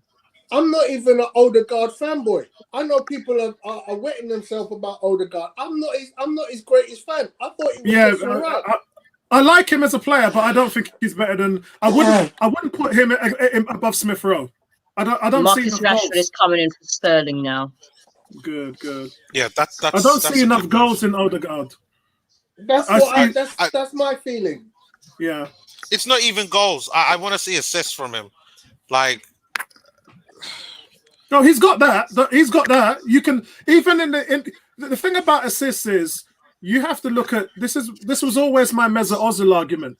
It's the chances created. How much times does that guy thread the ball? How much times does he put a player in a position to score and the player messes up? That's not the creative player's fault. That's why I like the chances created the through balls, big chances created, all those stats which you can see on the Premier League. I love all that stuff because it tells you actually how good a player really is. So that's why when Bertrand was talking about Xhaka passing, now where's he passing to? Because when I'm looking at what he created, he didn't create nothing. When I look at how much chances you thread in the needle, when you do the eye test and you see a guy hit the ball like David Luiz and just wipe out, man standing here, he puts one ball forward to attack that wipes out the whole midfield. He's just taken 3 players out with one ball. We don't have that. The only thing that I will say is in regards to the stats, right? I agree that sometimes you need to have the eye test. The only stat I'll go as far as to look at kind of that, look at what they call pre-assist. But for me, I try not to put too much weight on it because I look at someone like Smith Rowe who came in half a season in his first real time in the senior squad where he's been playing regularly, and you would have thought this guy was playing in the team and getting assists, he's played well. Like it must have been one game in Europe. I think it was African Guna might have been on, and there was 5 guys around Smith Rowe. And he literally thread the ball through like it was nothing. I think for me, I'm a stats man. I'm a big time stats man. And what really hurt me this season was the one stat we never ever talk about, which last season, it's dribbles, and dribbles completed. Yeah, last season, Pepe was the number 1 person with 41 dribbles completed in the team, and Maitland-Niles was number 2, and Pepe was benched. And Maitland-Niles last season, not the season gone, the season before that, Pepe was number 1 on the team, and Miles was number 2. And when we started the season, both players went on the field, and the creativity was nowhere. Passing is good, but if you can pick up the ball, and you've seen what Saka's done in this game, and then blow past people, that is worth its weight in gold. Yeah, when we're playing Liverpool and we're up against Grealish and they're doing it to us, we can't defend against it. But we don't have players who can take on defenders. That means so much. The dribbles and the dribbles complete, that is a key stat which we are bottom of the league in. I'm so glad you said that, which is why that's why Adama Traore is a decent player for Arsenal. Mic drop. Send him home. Sentiment. Somebody Big shout out to you in the chat. Big shout out to you in the chat. Sentiment is going off but I also like Traore. He's a beast. And we lack beast shit. Oh, stop. This thing is contagious, boy. What's going on around here, boy? This thing is contagious. What foolishness they're talking, boy. I think we need a beast in the middle of a park. Oh Lord, this thing gone to a different era. Who's that, Ebony? Traore. Can you imagine? They try to take down Traore. Traore is like an NFL running back, just carrying them with him. Just like, I'm going to go and take these men with me and score. Traore is like that tree. Yeah, he's like that tree that one tries to kick in Karate Kid. Remember the scene from Karate Kid? When you're a running back and you run over a linebacker, it's called trucking. When you're a left tackle and you put a defensive lineman on the floor, it's called pancaking. Yeah. Pancake. That's all that man is doing in the Premiership. Trucking and pancaking people. But doesn't Traore remind you of that tree that one tries to kick over and it never falls down?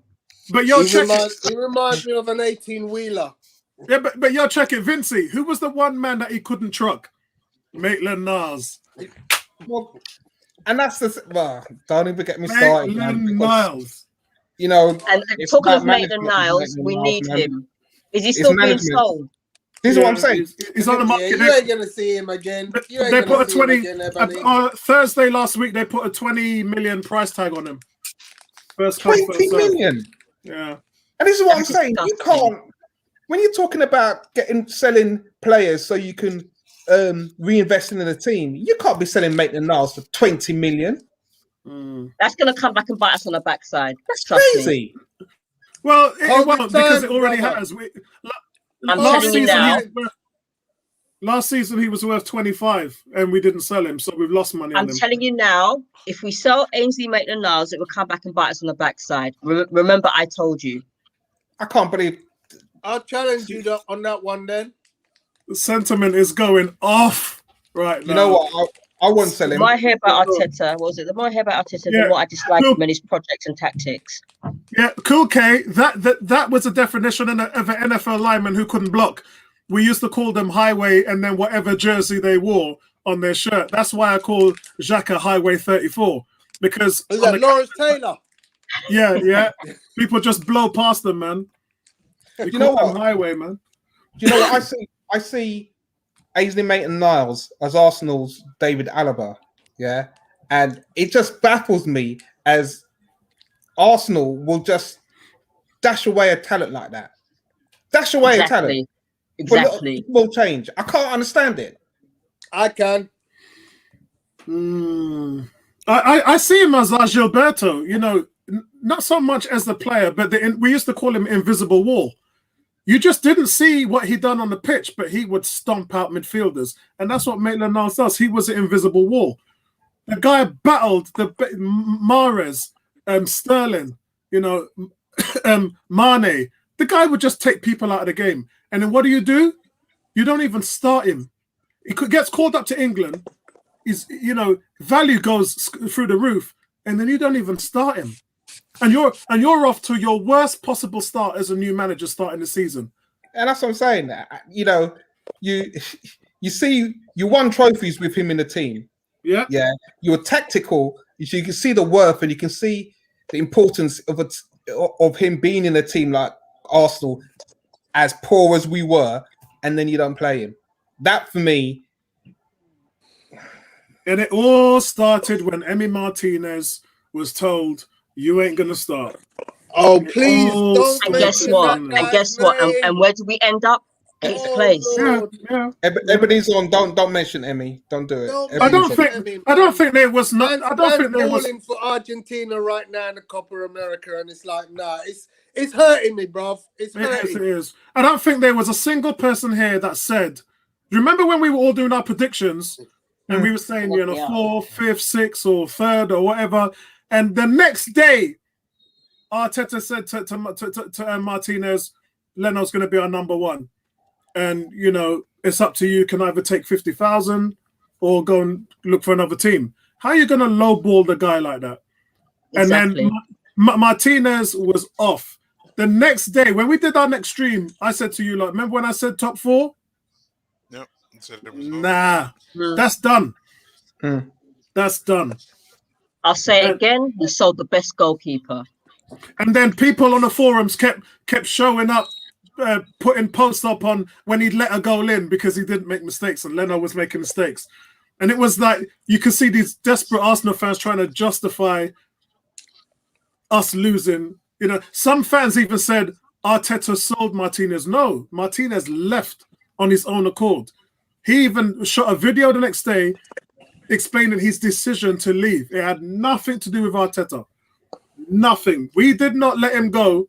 We did not sell him. He left. Yeah? He didn't want... He tried for 10 years to get into this team, and when he did, you told him he weren't good enough. I'm so dead. And guess where we are? 8th place. And you know, Villa would have finished above us if it weren't for the injuries they suffered. They had a torrid end of the season. Yeah, but they did finish above us anyway, didn't they? Did they not finish 7th? No, they finished behind us. They finished 4 points behind us. Yeah. 6 points behind us. Okay. They had a really end of season slump. They were holding 50. You knew that was going to happen, Apollo. Yeah. You knew that was going to happen. Thin squad, Tony. Thin squad. Yeah. It's the same as West Ham. You know, you kind of looked at them at one point and they were top 4 for so long, and you just knew they were going to get eaten up. And Leicester.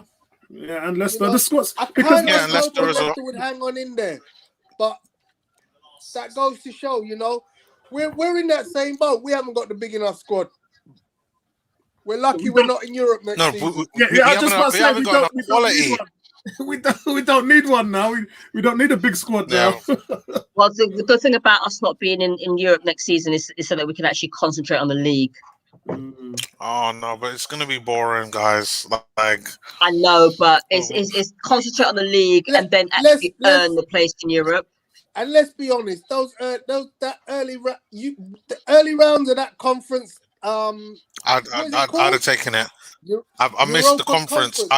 You'd have taken it. I wouldn't have taken it. No, I would have taken it. I don't know what it's like to not have European football. Now we're mere mortals, like the rest of these bum teams that play once a week and have to look forward to a Saturday or a Sunday. Yeah, they better embrace it. They better embrace it. Arsenal. Listen, I will take Slovian Bratislava any day. Scotland are losing 3-1, by the way. Oh God, that's it. They're done. Nah, man. I think Arsenal, and this is what I'm saying, that their refusal to address issues seasons gone resulted in where we are now, and we got to go back to the drawing board, man. Football's past us. It has, and like I said to you guys about the sun and the rain, it's enjoyable watching a team fight and improve and go through a transition. Man, I've been watching that for so many years with my other teams, with the Jazz and the Redskins, and Arsenal haven't really had that because our level has always been in the upper echelon, and for once now we're being humbled, and believe me, Arsenal fans need to be humbled because they thought that we were better than we was. Their expectations were far exceeding what this team could do, and it needed to happen. In saying that, I will still have high expectations. I'm not going to lower my expectations because of what happened.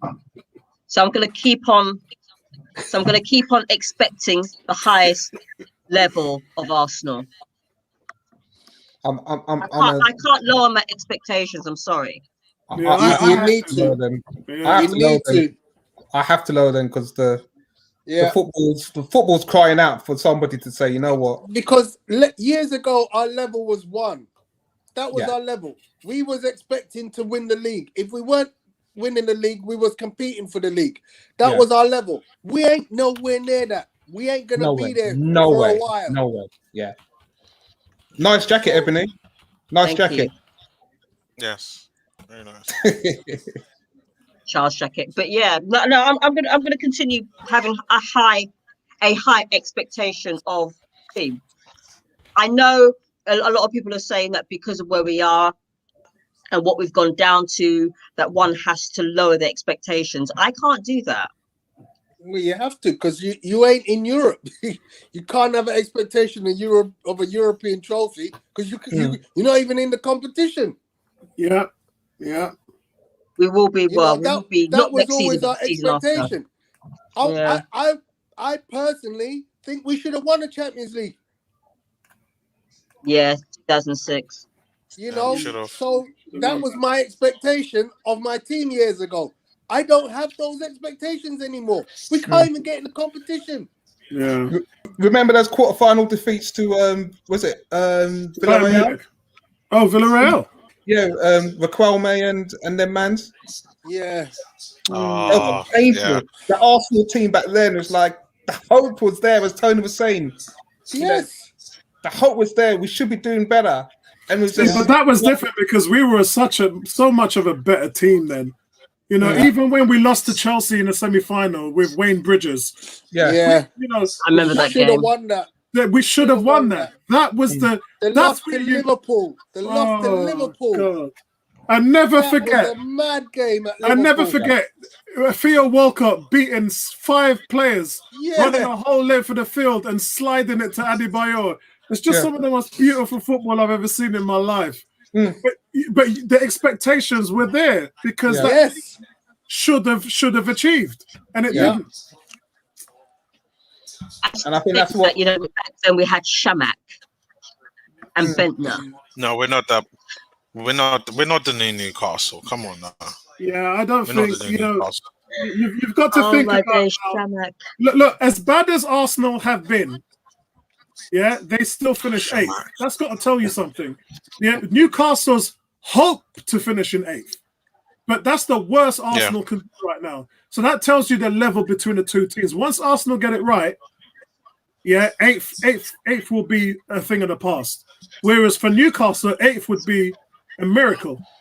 Cool K also saying, I love how this England game just turned into an Arsenal discussion. Yeah. Hey, this game is dead, bro. That's true. Well, yeah, because Southgate basically put all the defenders on. Sancho's going to get like 8 minutes out of the game. Yeah, true thing. Saka's off. Oh, Saka's off. Well done, Saka. Yes, that's good stuff. It looks like Ebony's leaving work with our Arsenal top. Yes, you're going to have to feed me in. Heard that Saka's coming off, yeah? No. Yeah, he's coming off, yeah. Well, he's actually played well. He gets a big hug from Southgate. Side on his own. I think he's my man of the match. He's made the left-hand side all of his own, so he's done very well. Oh, he was on the right as well. And through the middle. He was, and through the middle, he was all over the place. I hope he starts the next game, but then, you know. No, he's my man of the match as well. Definitely 8.5. Yeah. And you know what that means, Vincey? That means that he's had 4 man of the matches in his last 6 appearances for his country. That is bonkers. And you left him on the bench for the first 2 games. You know what? I keep saying to people, Gareth Southgate has his favourites. Of course. You know what? I'm fine with him leaving on the bench, but bring him on in the right games at the right time. He will produce. Because England have to manage their way through. They have to manage their way through if they're going to get there. Saka could play any game. He could play in any game, any position, and he has it all to be successful. Yeah. I just don't, as an Arsenal fan, I don't want him playing every game. Hey guys, did you see Darren Southgate? That's the problem. Did you see Darren Southgate just give him a hug like it was his, like you just started dating his daughter? You know that? He was like, thank you, Saka, for playing so well. Yeah, that's what I'm in the next game. He's like, Saka, that's what he was you saying. could marry my daughter. Yeah? Yeah. You could marry my daughter. Big hug. Saka, you just saved my job. Well, it's interesting. You stop and you think, you see how Rashford was ahead of players like Saka, and you know, Rashford's had a good season, not a bad season, but it's like he's dropped off internationally, really dropped off. Yeah, I mean, I've got to. Wow, England 2-0. Offside. I mean, it's offside. Yeah, look, okay. Well, you scored it. Who's that player we're talking about offside. there, Naomi? Who's that player we're talking about first half? Henderson. Yeah. But it's offside, so you know what? Yeah. Doesn't matter. Oh, yeah, there's 2 players. By the way, offside. Scotland are losing 3-1 to Croatia. Yeah, it's over for them. At least they scored a goal in the Euros, because they struggle with that. Let's be honest, Scotland are a pub team. Actually, guys, I got to be honest with you, yeah? Lacazette had 17 goals. Aubameyang had 15. Rashford had 21. Yeah, he had a good season, Rashford. Are you serious? 21 goals? Yeah, I just looked at it just now. I just looked at it. Yeah, we had 21. I'll tell you where they were. He had 11 goals in the league, 1 goal in the FA Cup. Is that offside? He had 1 goal in the League Cup, and he had 8 goals in 13 games in the Champions League. Europa. Well, they were in Champions League and Europa, weren't they? Yeah. So he had 21 goals last season. Not bad. Not bad. No, he's that's a good return for a striker. Oh yeah. I mean, it's clear that Man United are going to be looking for another striker. I mean, Cavani came up big at the end of the season for them, but I think the Martial experiment has got to be considered a complete failure now. Yeah. And why though? Because he's such a dynamic player. I mean, if you can't get that right, he's not consistent round enough. thing in square holes. Just pace, I think, with Martial. I think if he needs to add something to his game. For me, he was raw when he went to United. I thought, you know what, promising, and he just hasn't kicked on for me. Yeah. And it showed for he hasn't had, how many caps has he had? He's not featuring for the national team, is he? No, he's not. He's not. Vincey's on the ting right now, man. Sentiment said Rashford good for season. Vincey put down the rum, Millard. Man, I tell you, man, Rashford, man, he do the thing for United this season, boy. Yeah, hey, Ebony, you heard that, man. Ebony, man, you're giving some Cockspur 2 bottles of Cockspur if you play for that for Arsenal, man. You bite that off, bite your hand off for that. What do you call the Bayesian rum? Is it Mount Gay? Mount Gay and Yeah. Cockspur. Yeah, Cockspur, boy. Mount Gay. But Man, I had Yeah, one. look at Tony smile. Look at Tony smiling. You told me you're not about the Mount Gay, innit? Yeah, boy. Don't touch that nice. 151 That's overproof. nice, boy. Don't touch that 151 overproof Cockspur, man. That thing set me full in a carnival, man. right, you guys, hear I'm the- gonna go get on my train. I shall see you in the next match. All right, Ebs. All right. Thanks for joining in, man. See you Big later, shout out Ebs. to you, girl. Take care. Yeah. Did you guys hear they cancelled Carnival, innit? They had to. They had no choice. Yeah. Ascot's still going, yeah. Ascot's still going. Yeah. Mad. Super spreader events, innit? Tony's like, Super spreader events, man. Ascot. It's the hats, man. It's the hat. It's one type of hat we wear at Carnival, man. Yeah.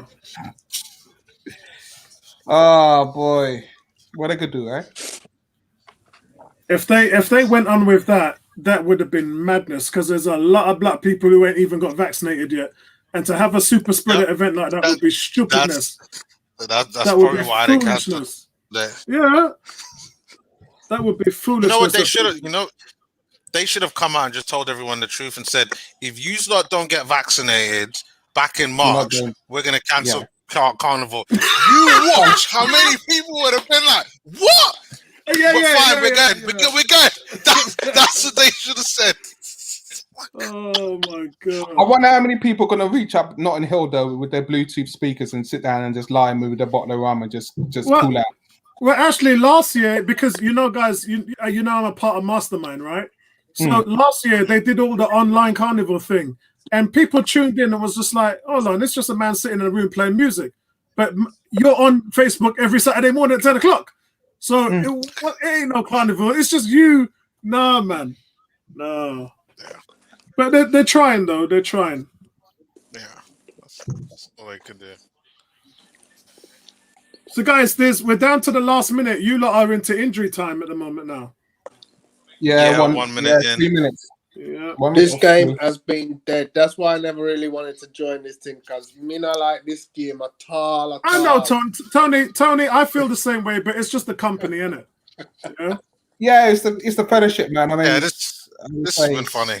Yeah, come on now. We've had transfer talk that Tony didn't want to hear. We've talked about international football that Tony didn't want to watch or hear. Oh man! You finally got it out of him. Yeah. Finally got it out of him. We've talked about all type of transfers.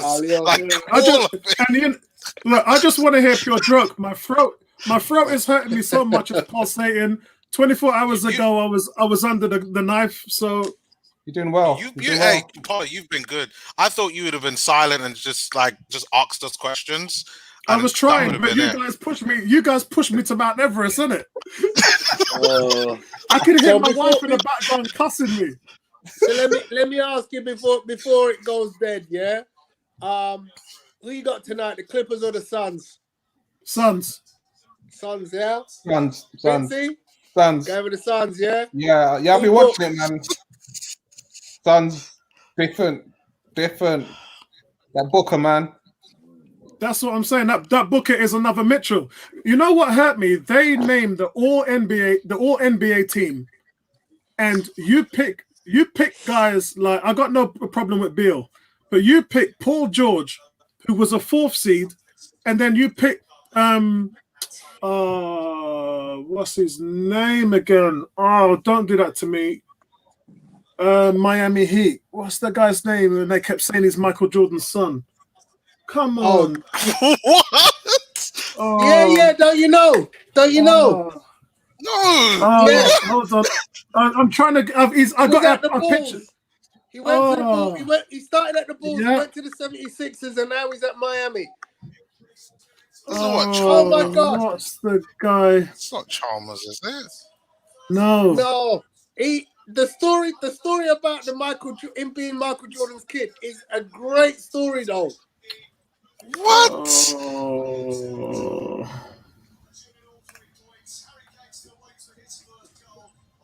They call him something dunks or something. Jimmy Butler. Jimmy Butler. Yeah, that was going to kill me. They called Jimmy Butler Michael Jordan's son. Really? That was going to kill me. Niomis, go on YouTube after and look up the story, because there's a documentary about it. So anyway, that was its final score now in England game. So England have won the division as it stands. England are top of the division with 7 points. Croatia with 4 points. Czech Republic are out with 4 points, and Scotland are out with 1 point.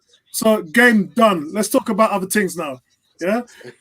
So as I was saying, Jimmy Butler was on a team that was a 6th seed. Now, actually, I'm going to do player rating, so I'm just messing with you guys.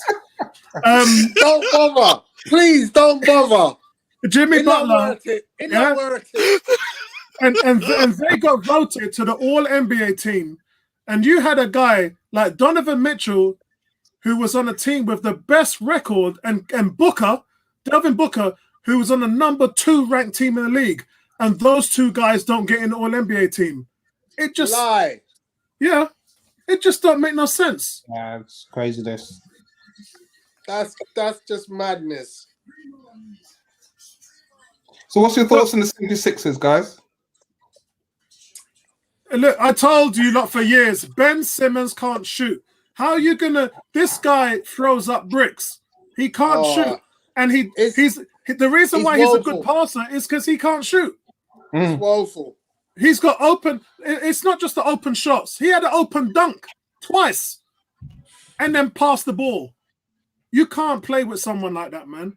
How he won Rookie of the Year over Donovan Mitchell is the biggest crime, as Stephen A. Smith said, the biggest crime in NBA history. The man can't shoot. Curry's got to start.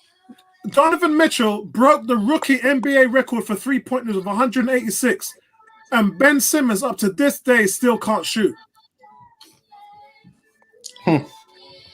So, guys, England hold on to top spot to seal Group D.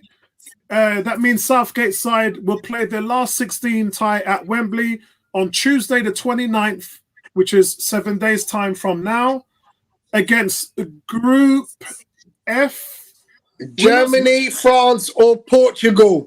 Or Hungary. Yeah. There we go. No, that's a game.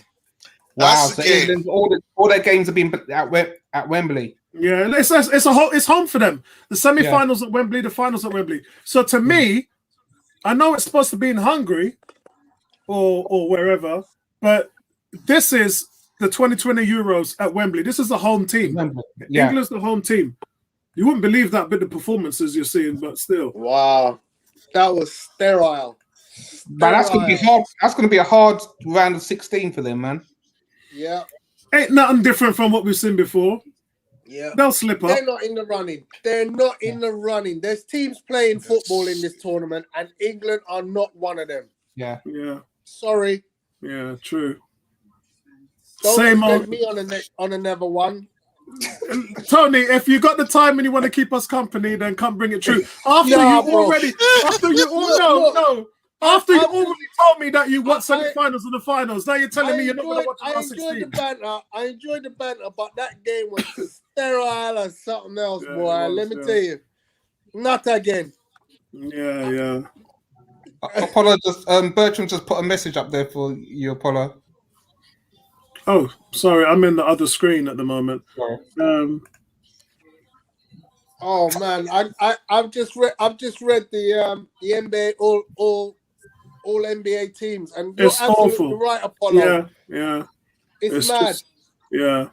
It's not good. Julius Randle, really. He had a great season. Julius Randle had a good season, but he's in the second team. Yeah. And you can't get D-Book, and you can't get the book's not in there. Spider in there. That's mad. That's absolutely mad. It's sacrilege, mate. And then you've got Derek Booker putting up Kevin Durant type numbers. The man had 40 points, 17 rebounds, and 10 assists. Who out there? You know what made me laugh, right? Donovan Mitchell averages 38 points in the playoffs. Only Wilt Chamberlain, Michael Jordan, and Kevin Durant have averaged more in the history of the game. There's 3 players that average more points in the playoffs than Donovan Mitchell. Mad. And he took his team to the #1 seed, and you don't make him all NBA team. I'm done. He's got to be in there. Guys, I'll tell you what, that Nets Bucks series was a good series. It was, but you know why I laughed about it, right? And this is going to kill you. So I've got a big thing about glory hunters. By the way, Bertram, 10 o'clock time, you finish work, so get your backside on the stream. Oh, so guys, this man's like, look, Jazz are like Arsenal's midfield. They lack athletic. He's right. He's right. They do. He's right. So the one thing that irks me about NBA and British fans is the amount of people you speak to over the years that says, I'm a Bulls fan, now I'm a Lakers fan, now I'm a Spurs fan, now I'm a Warriors fan, and guess what fan I am this season? I'm a Brooklyn Nets fan. Yeah. And you hear it all the time, and it's just like, it does your head in because, bro, why don't you just love the game? Because glory hunters ain't going nowhere in the sport. People, what are you trying to prove? Yeah? And then, so they're expecting Brooklyn to win the championship, and then look what happens. I ain't gonna lie, I've been a glory hunter in NBA because I just like. There's been so many good players, man, and matchups back in the day where it was only you was restricted in seeing certain matches on TV. So you know, I had my period of loving the Pistons, loving the way how they shut down. That's my team, bro. Loving the way how they shut down the Bulls.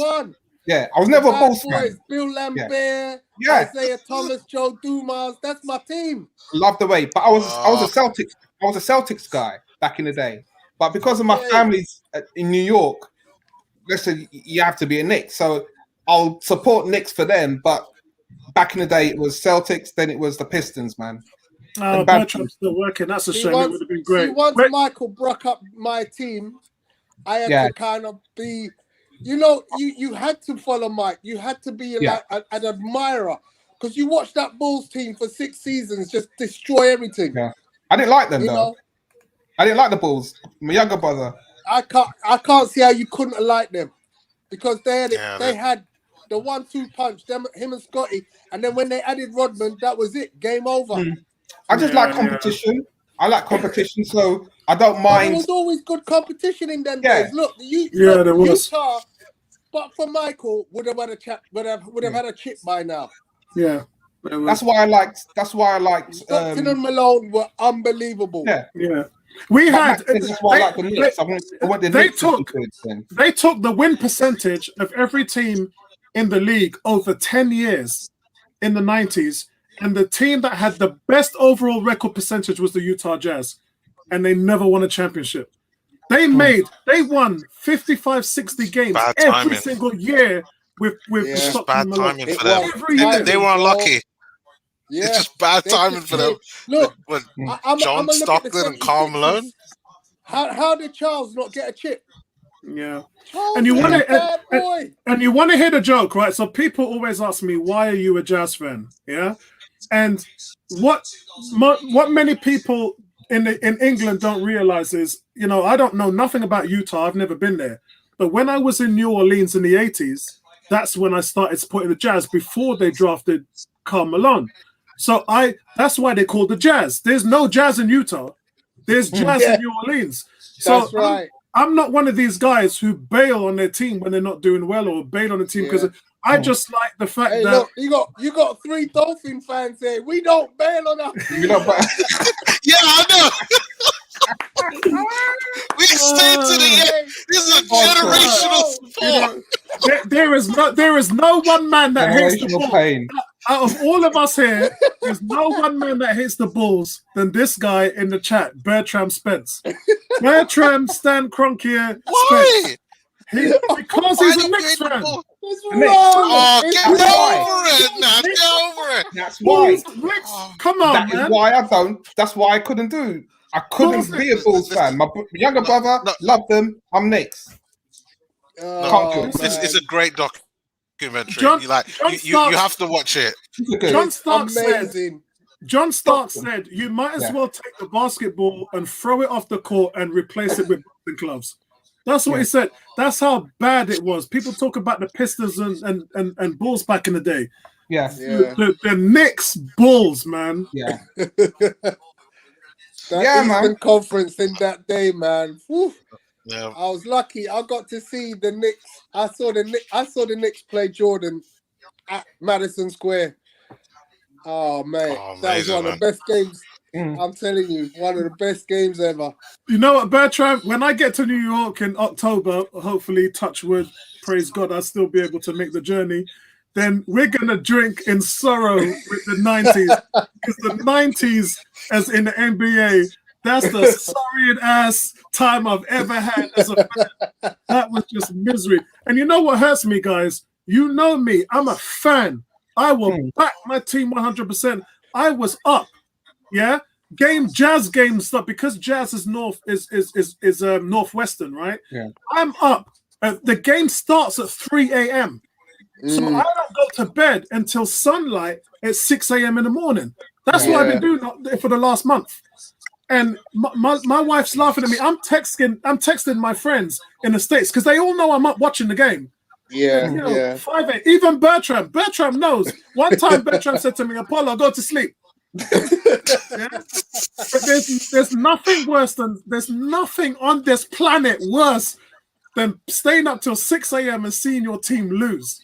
You felt like you've wasted 6 hours because there's shit to do from 12 to 3. Bro, listen, bro. In the pursuit of happiness, we're sports fans. All of us in this are sports fans. In the pursuit of happiness, when you think about it, the things we will do to see one of our teams, whether it be basketball, football, NFL, boxing for me, the things we will do, and the letdown sometimes, it cannot be matched. It can't be matched. And that's what, this is what you call living, right? If you're not doing this, then you ain't living your life, man. I don't care what I agree. Some people saying, I'm not into sports, and if you ain't doing this, you're not living your life. I remember when in the 90s I used to cover Redskins games, and I used to interview the players. That's when we presented. You guys saw the picture on my Facebook wall where we presented Art Monk with his trophy at the Hyatt Regency. So I used to go in, meet the teams, go to the games, meet the players, do interviews, or posted in the UK magazines. And then there was one time we went up there that we had to do a double header. So some of you guys know about the London Monarchs, and I'm quite close to a few of the players. Mike Titley, who I talk to every week now, Tony Vincent, who was the running back. And some of these players, Tony Vincent got signed up by Baltimore Ravens. So I had a game where I had to do a 1 o'clock game. I drove over because Tony Vincent, I was staying with him and his wife in Baltimore. So I go over, I do the Ravens versus Cardinals game at 1 o'clock. It finishes at 4. Then I drive into Washington and I do Washington Giants 8 o'clock Sunday night game, like a double header. People could not believe when I was posting saying we're doing this double header today. We're doing 2 games in one day. People was like, "Are you crazy?" It was just the type of madness that you saw. You just never see it. You just never ever see that in the UK. Hey man, I love it. But this season, man, I got a good feeling about our Dolphins, guys. I got a good feeling. Tua's my quarterback, man, my fantasy quarterback. Listen, you don't fancy a last minute swap for Deshaun. You know what? Deshaun's in a mess with his legal situation, but at some point he's going to make a move. Yeah. You know what? I analyzed what all 3 of you said to me about Fitzmagic, and then I actually went back and watched the entire 2 years of his last games. And I actually can't believe he's got this stigma about him, about how he throws games away and things like that. But in the last 2 seasons, he's actually improved a lot compared to the player he was at Tampa. Yeah. I couldn't believe. You know who that's down to, right? No. It's all about the coach, man. Oh yeah. Flores. And you're talking about man. And you're Flores, talking about we got Scott. Flores tamed Fitzmagic. So I'm hoping, because we've got Scott Turner, as you know, North Turner's son, offensive coach, Ron Rivera, Riverboat Ron, who's just changing cultures in Washington. Changing cultures. And then we've got one of the best defensive coordinators, Jack Del Rio, with what is arguably the meanest defense in the NFL right now. And so I just love what I'm seeing, man. That defense. Was it you, Apollo, who posted the Rich Eisen article? Yeah, it was. Yeah, it was you. Yeah. I was gonna say, because he rates the Washington football team to win the NFC East this year. That defense, guys. Last year was the first year in that defense. This year they're not going to be reading playbooks anymore. It's all in here. Yeah. And if you guys know how the league works, past Dallas, and Dallas, you know, I just ignore Dallas because Dallas is Americans' team. Every year they're going to win the Super Bowl. They will do Dallasy things, but you kind of always got to look and go, well, boy, they're stacked. Yeah, they are stacked. Arsenal fans always are shocked when I tell them that my most hated rivals is not Tottenham Hotspur. It's the Dallas Cowboys. And if you were an NFL fan, you would know what I'm talking about. Yeah? Arsenal versus Tottenham, that's child's play compared to this shit. Yeah? These guys burn jerseys in the car park. Yeah. Burn jerseys in the car park. I guess that's the same as Dolphins fans hating the Patriots. Big time. Yeah. Oh, can't stand them. Okay, so damn Patsies. Even though Cam is at the Patriots now, and I've been a Cam lover for years, I still love the guy. Yeah, me too. I can't stand that team. If you love him, right? I watch his. I'm a subscriber to I Am Athlete, which is Brandon Marshall's page, and the interview they did with Cam Newton was brilliant. Awesome. Absolutely brilliant. They just upload him versus Chad on the Chad versus science on food was amazing.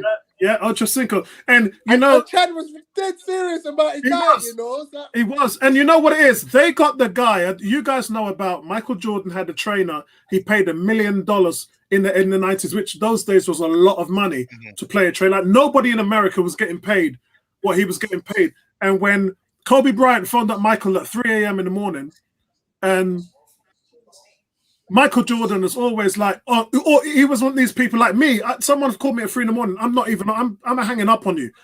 Jordan always picked up the phone for Kobe. He never hung up on him. And Kobe said, Michael, I'm just not feeling right. Michael said, if you want to last, call this guy. I don't need him anymore. I'm retired. And then he took the trainer.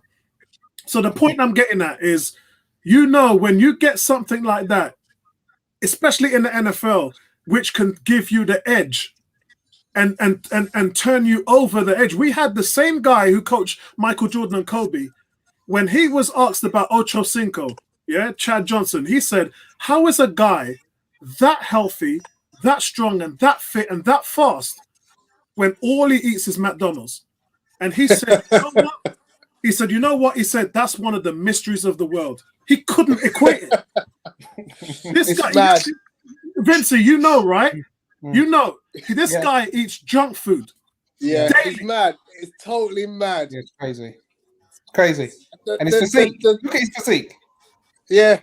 Listen, I love Ocho Cinco. These guys were talking about he's the only player that when you see people pull up in a car and they've got their Rolex and their chains, and you're like, yeah, you know, my man's rocking a 5,000. Chad is giving you the illusion that he's wearing a Rolex. Yeah, that's right. What he's wearing is a $50 fake, but because he's got the money, and you don't know, you know he can afford that watch, but he doesn't have to prove to you that that's a Rolex. That's all in the trick. That's all in the mind games, and he's the best at it, man. He's a clever guy. He will wear fake shit, and it never worked for him at Miami. To be honest, I was gutted. I thought he was going to be the game changer for us when he came. But he's one of these players that you have to. It's like Ozil, right? You got to put your hand around. You got to show them love. Yeah, and he's like Antonio Brown. Yeah, he's like Antonio Brown. Yeah, man. When I heard the guy's diet, I just was like, crazy. This guy should be on the toilet every day. This guy's belly rotten out. Yeah. What did you think of the I am NASCAR series? Brilliant. And you know, I'm a big Dale Earnhardt because they're Redskins fans. Yeah, so they follow the whole Joe Gibbs racing and all that stuff. Yeah, I love all those guys. That was excellent. To hear him talk about his dad like that, who passed away. Oh, I put a tear in my eye. I know. That put a tear in my eye. That was so. I was heartfelt. Love it, man. Bertram's coming, man. Here he is. How you doing? Very well. Stan, are you that? Put on my headset. Are you that, Stan? Big up yourself. Yeah, I'm Stan from now on. I've given you guys a lot of money. You wasted it and keep complaining. You always want to spend. You waste my money and complain about me not investing. And you had AFTV and all these people complaining. Don't know about finances and football. Complain about me. I spend a lot of money. Back your team. You want me to keep going back over those numbers? A lot of numbers. A lot of numbers, man. I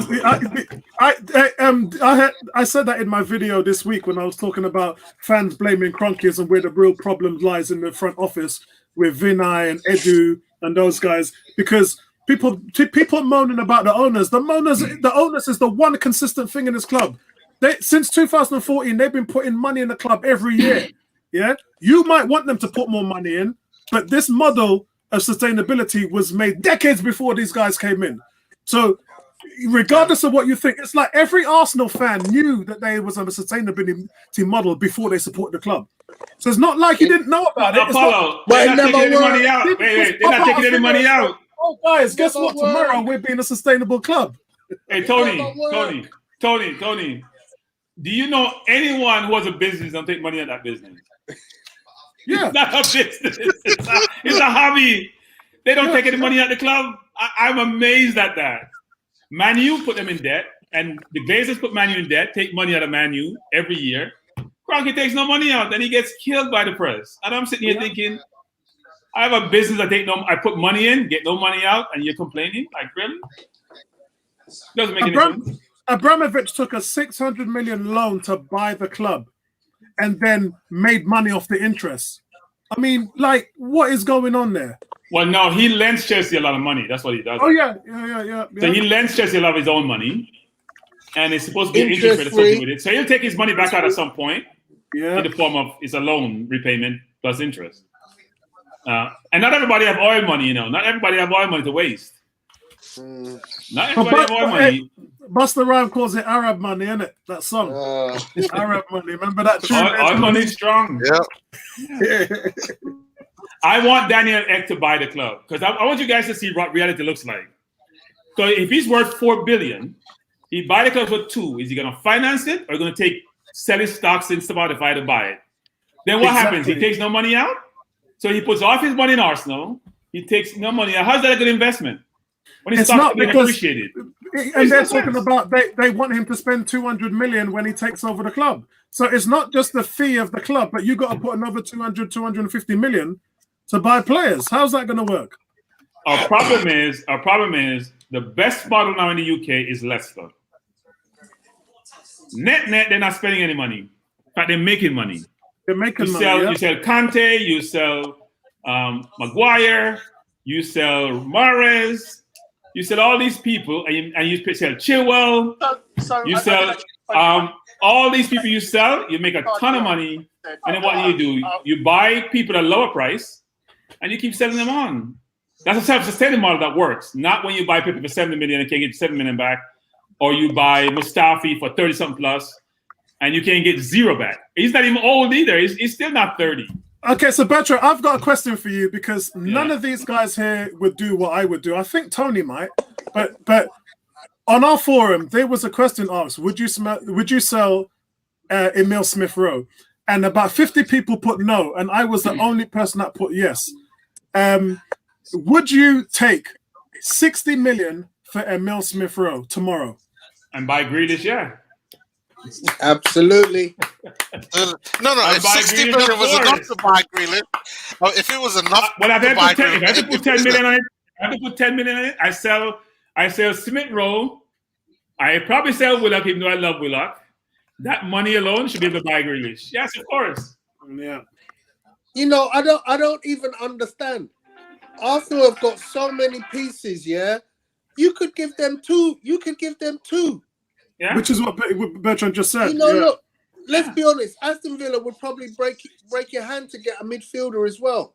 They can't sell Grealish for less than 100 mil, though. Yeah, but I would take 2 players. If you do them Smith Rowe and you say, you know what, if you go to a club, you say, right, take your pick of 2 players from my team. 2 players. Yeah. Bertrand, I talked to James B last week and he said that they would take 80. Listen, all the football agents I wouldn't right pay 80 now, for it. Are you crazy? Yeah, all the football agents right now are saying that Villa would take 80. There's literally no player. There's literally no player at Arsenal that I wouldn't be prepared to sell. There isn't I agree with that. I would not be prepared to sell. I would agree with that. Yeah. Every single one. Every single Unfortunately, one. the 2 guys at the top don't agree with it. Every single player is available for sale. Every single player. For the right price. For the right price. Well, of course, it has to be for the right price. As why do it? Yeah. Right? And how long before you... No, for Smith Rowe, I want a lot more than 60. For Saka, I want more than 60. That's 60 is nothing. Why is Harry Kane getting a 5? Free. Why is Harry Kane getting a 5? What did Harry Kane do to get a 5? Except miss a goal. What did he do to get a 5? Harry Kane's like a Aubameyang in the tournaments. Harry Kane has never had a good tournament, by the way. Andy and I were talking about this. Never had a good tournament. Sucked in the last Euro. Was a Golden Boot winner at the World Cup, the worst Golden Boot winner ever, and he's sucking so far in this competition. Bertrand, have you taken a penalty before? Penalties ain't easy. Penalties ain't easy. That's it. So hold on. I just want to explain. Have you taken a penalty before? That's one of the hardest things to take. Yeah, I just want to explain to Bertrand. So Harry Kane gets wait, Apollo. The ball is 10 yards from the goal. You're a footballer. There are 2 corners wide of the player. You can't kick it in one of the corner? Really? Hard, man. Some players can do it with both feet. Some people can't even do it with one. It's hard. So Harry Kane gets a 6 from me. He had his first 2 attempts on goal actually in the whole tournament. And he didn't put them in the back of the net. Build-up play today, I didn't like what I saw with his hold-up and build-up play. Something that he's quite good at. We talked about who was it? Was it one of you mentioned? I think it was Vincey mentioned he could play a number 10, or was it Neomis? I couldn't remember. Neomis mentioned he could play a 10, and he could play behind Rashford. So we know he can do that, but today he just didn't do that very well. To me, he's lacking sharpness. Today he looked off the pace as well. He looked like he's in quicksand. Yeah. So I thought he could have done better today, but I was going to give him a 6, but he didn't. Yeah. I thought he had an average game. 5 is average. Yeah, he's been England's worst player. And on average, he's been England's worst player. Yeah, by he's a good done it. distance, by the way. He's by done a good it. distance. Yeah, by a good I'd distance. agree with that. 3 but games. hopefully, he needs to come good in the next round because the next round, whoever you play, is it France or is it Germany? It's going to be France. Portugal, Germany, or France. Yeah. No, it's France. Germany it's not are Portugal. playing They won his own. It's not Portugal. They won his Germany own. are playing Hungary next. So that means Right, but it's going to be whoever comes second, they're playing, right? Yeah, but I think Germany will win the group. Germany will win the group, and France will come second. Maybe. Well, either way, but Germany looks like the best team in the tournament so far. To me, Germany's been the best team. Even though they lost to France, to me, they've been the best team in the tournament. Interesting. So whoever they play is going to be a tough. No, Germany's been very, very good actually. I'll say Italy. Italy hasn't played anybody. And I do like it. I do like Germany was good against France. They were good against Portugal. We'll see what they do against Hungary. I was supposed to give Saka at 8.5, and he was my man of the match, by the way. Just the drive. You know, we're talking about now. This is 4 man of the matches in his last 6 international games, and he doesn't even start the first 2 games of this tournament. It's crazy. He was England's driving force. As I said to these guys in the first half, he turned possession into penetration. When you can do that as a midfielder, you are the driving force of the team. And nothing different to what we've seen him do in an Arsenal shirt. But why isn't he playing the 10? Why isn't he playing the 10? He was everywhere. No, I'm saying for Arsenal. Why isn't he playing the 10 for Arsenal? I think that's because, you know what it is, Bertram? The first season where he played at left back and you saw the damage he did on the flanks. I think you look at him at Arsenal and think, you got 14 assists in your first season. You've had 21 assists in 2 seasons. So I like you to use that ability you have to go past players, dribble into the box, set people up, rather than going through the middle. But in your defense, Bertram, you have to have someone in the middle to counter that off. You got to say, well, I don't have anyone. You got to say, I have someone in the middle already, so I don't need you. Arsenal can't say that. They don't have no one in the middle. So and probably out wide, we have Pepe, we have Martinelli. We play Aubameyang up there. Yeah. Smith Rowe is versatile across the flank. So why, with somebody who drives the ball, who keeps the ball well, who has good control, why would he be considered? And obviously, got to play in the line, but why would he consider for that? Yeah, I think it's a thing. Another question in terms of why we've never played Callum Chambers at defensive midfielder. David Luiz has played defensive midfielder for Brazil, and Ben White has played defensive midfielder for his team as well. So I just think, look, I'm a Arteta excuses. I'll make excuses for Arteta. I just think he hasn't figured this team out yet, and that's what I'm hoping to see this season. And look, if I'm wrong and he doesn't do it, then he's off. I'm trying to understand the Ben White strategy because, don't be like Arsene Wenger was. Don't buy wants versus needs. You need a midfielder to play beside Partey. That's the primary thing. Forget everything else. And as I that player. And as then I you said, need a backup left back because Tierney is brittle. Yeah. As I said, you need a right back before the left back. A right back, you need a midfielder, a right back, a left back. Those are key. Yeah. Then you think about what else do I need to shore up. Well, remember, Ben White has played defensive midfielder.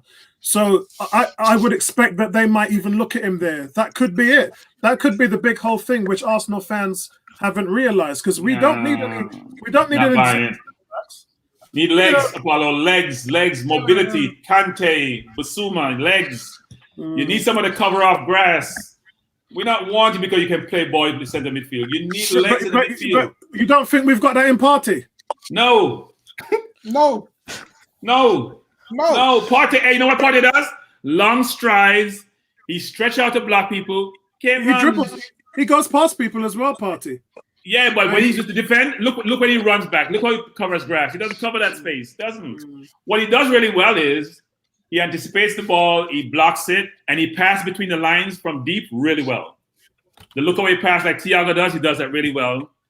But he doesn't have the Kante legs. You need the Ndidi Kante type legs. and that's Bissouma. I don't know about this kid from Belgium, but that's what you need. And I don't know why we go pursue Ben White. But yeah, maybe we have decent centre backs. They're not the best, but that's kind of. But I did go through the other night with you of how much superior he is in regards to bringing the ball out of the backfield, and that's what Arteta wants to do. And don't be shocked if we see Holding sold, William Saliba sold. Let's not be shocked if it happen. Well, Apollo, gentlemen, I've got to interrupt you. You've gone into that transfer talk that I have no interest in, so I'm going to say my good nights right now. Have a lovely weekend, y'all. I don't know what so let's talk about our mentor. Let's talk about mentoring programs. Oh my God. Good night, all. Night, Tony, man. All the best. Cheers, man. So before we carry on, is there any of you like want to give your grades or talk about the England game before we move it to a completely different discussion? I think they're going on next round, so we shouldn't waste our time. Neil, Miss Vinci, is there any? I just want to know: is there any grades there that you disagree with? Walker 6. I'd give Walker was good. I'd give Shaw a 7. I'd give Grealish an 8 and Saka 8.5. Yeah, Saka was supposed to be 8.5. I just didn't put it through. Yeah, I think Walker should get a 7. Walker was decent. Walker's always been decent. Yeah, I think Walker's decent. But those grades up here. Neomis is doing the math. Look, he's doing the math. Yeah, no, I just want to make sure. So I would give Shaw a 7.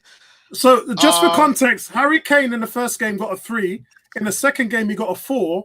And this game's got a 5, so he's improving. So he's barely getting the 10. He's barely getting the 10 in total. You'll get there. Yeah. He's barely past 10 in total for 3 games. My wife's and you know what? The press doesn't kill him. The press is so, you know what? The press kills Sterling, and Sterling has scored 14 in the last 19 games for England. Let me say that again. 14 in 19. I know he didn't have the best season. Harry Kane struggles at tournament, hasn't done a darn thing. And they talk about his toe hurts, his fingernail is not working too well. He can't pivot on his fingernails. He's concerned about Man City and his transfer situation. Let's make up all these excuses because he's a great player. And it's crazy. But the fans are not even chastising him. At least we moaned about Abanian. England fans are just like, oh, it's Harry Kane. Biased. It's England captain for what? What's it?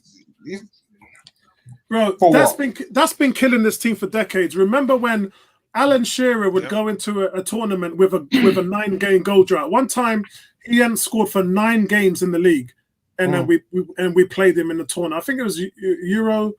Was it Euro 2000? I think it was Euro 2000. It was just England has always done that. Always. I know. Yes, they have. England didn't win '86 World Cup. Let me say this, and it's because they wouldn't play John Barnes. They put him on when he gets too late. When they played against Argentina and lost 2-1, Barnes came on in about last 15 minutes, set up 2 goals. Then they could miss 1. They scored 1. Dominant on the left. Dominant, going back like a joke. It's the same. England have done that for years. They put in 1 token to appease people. They never play the best players. Unlike a France, for example, who don't really care, just want to win. England doesn't do that. Then they destroy them in the press. Because the press is, you know what? They destroy them in the press on a continuous basis. It's a fact. Yeah. I don't know why they don't come play for Jamaica. I keep telling these people who are married to Jamaica, send your sons to play for Jamaica. We love them. Bring them all over. It's true. How much? We would not destroy them. How much land you have for them when they come? We ain't got no land for them. They're doing it because they love us.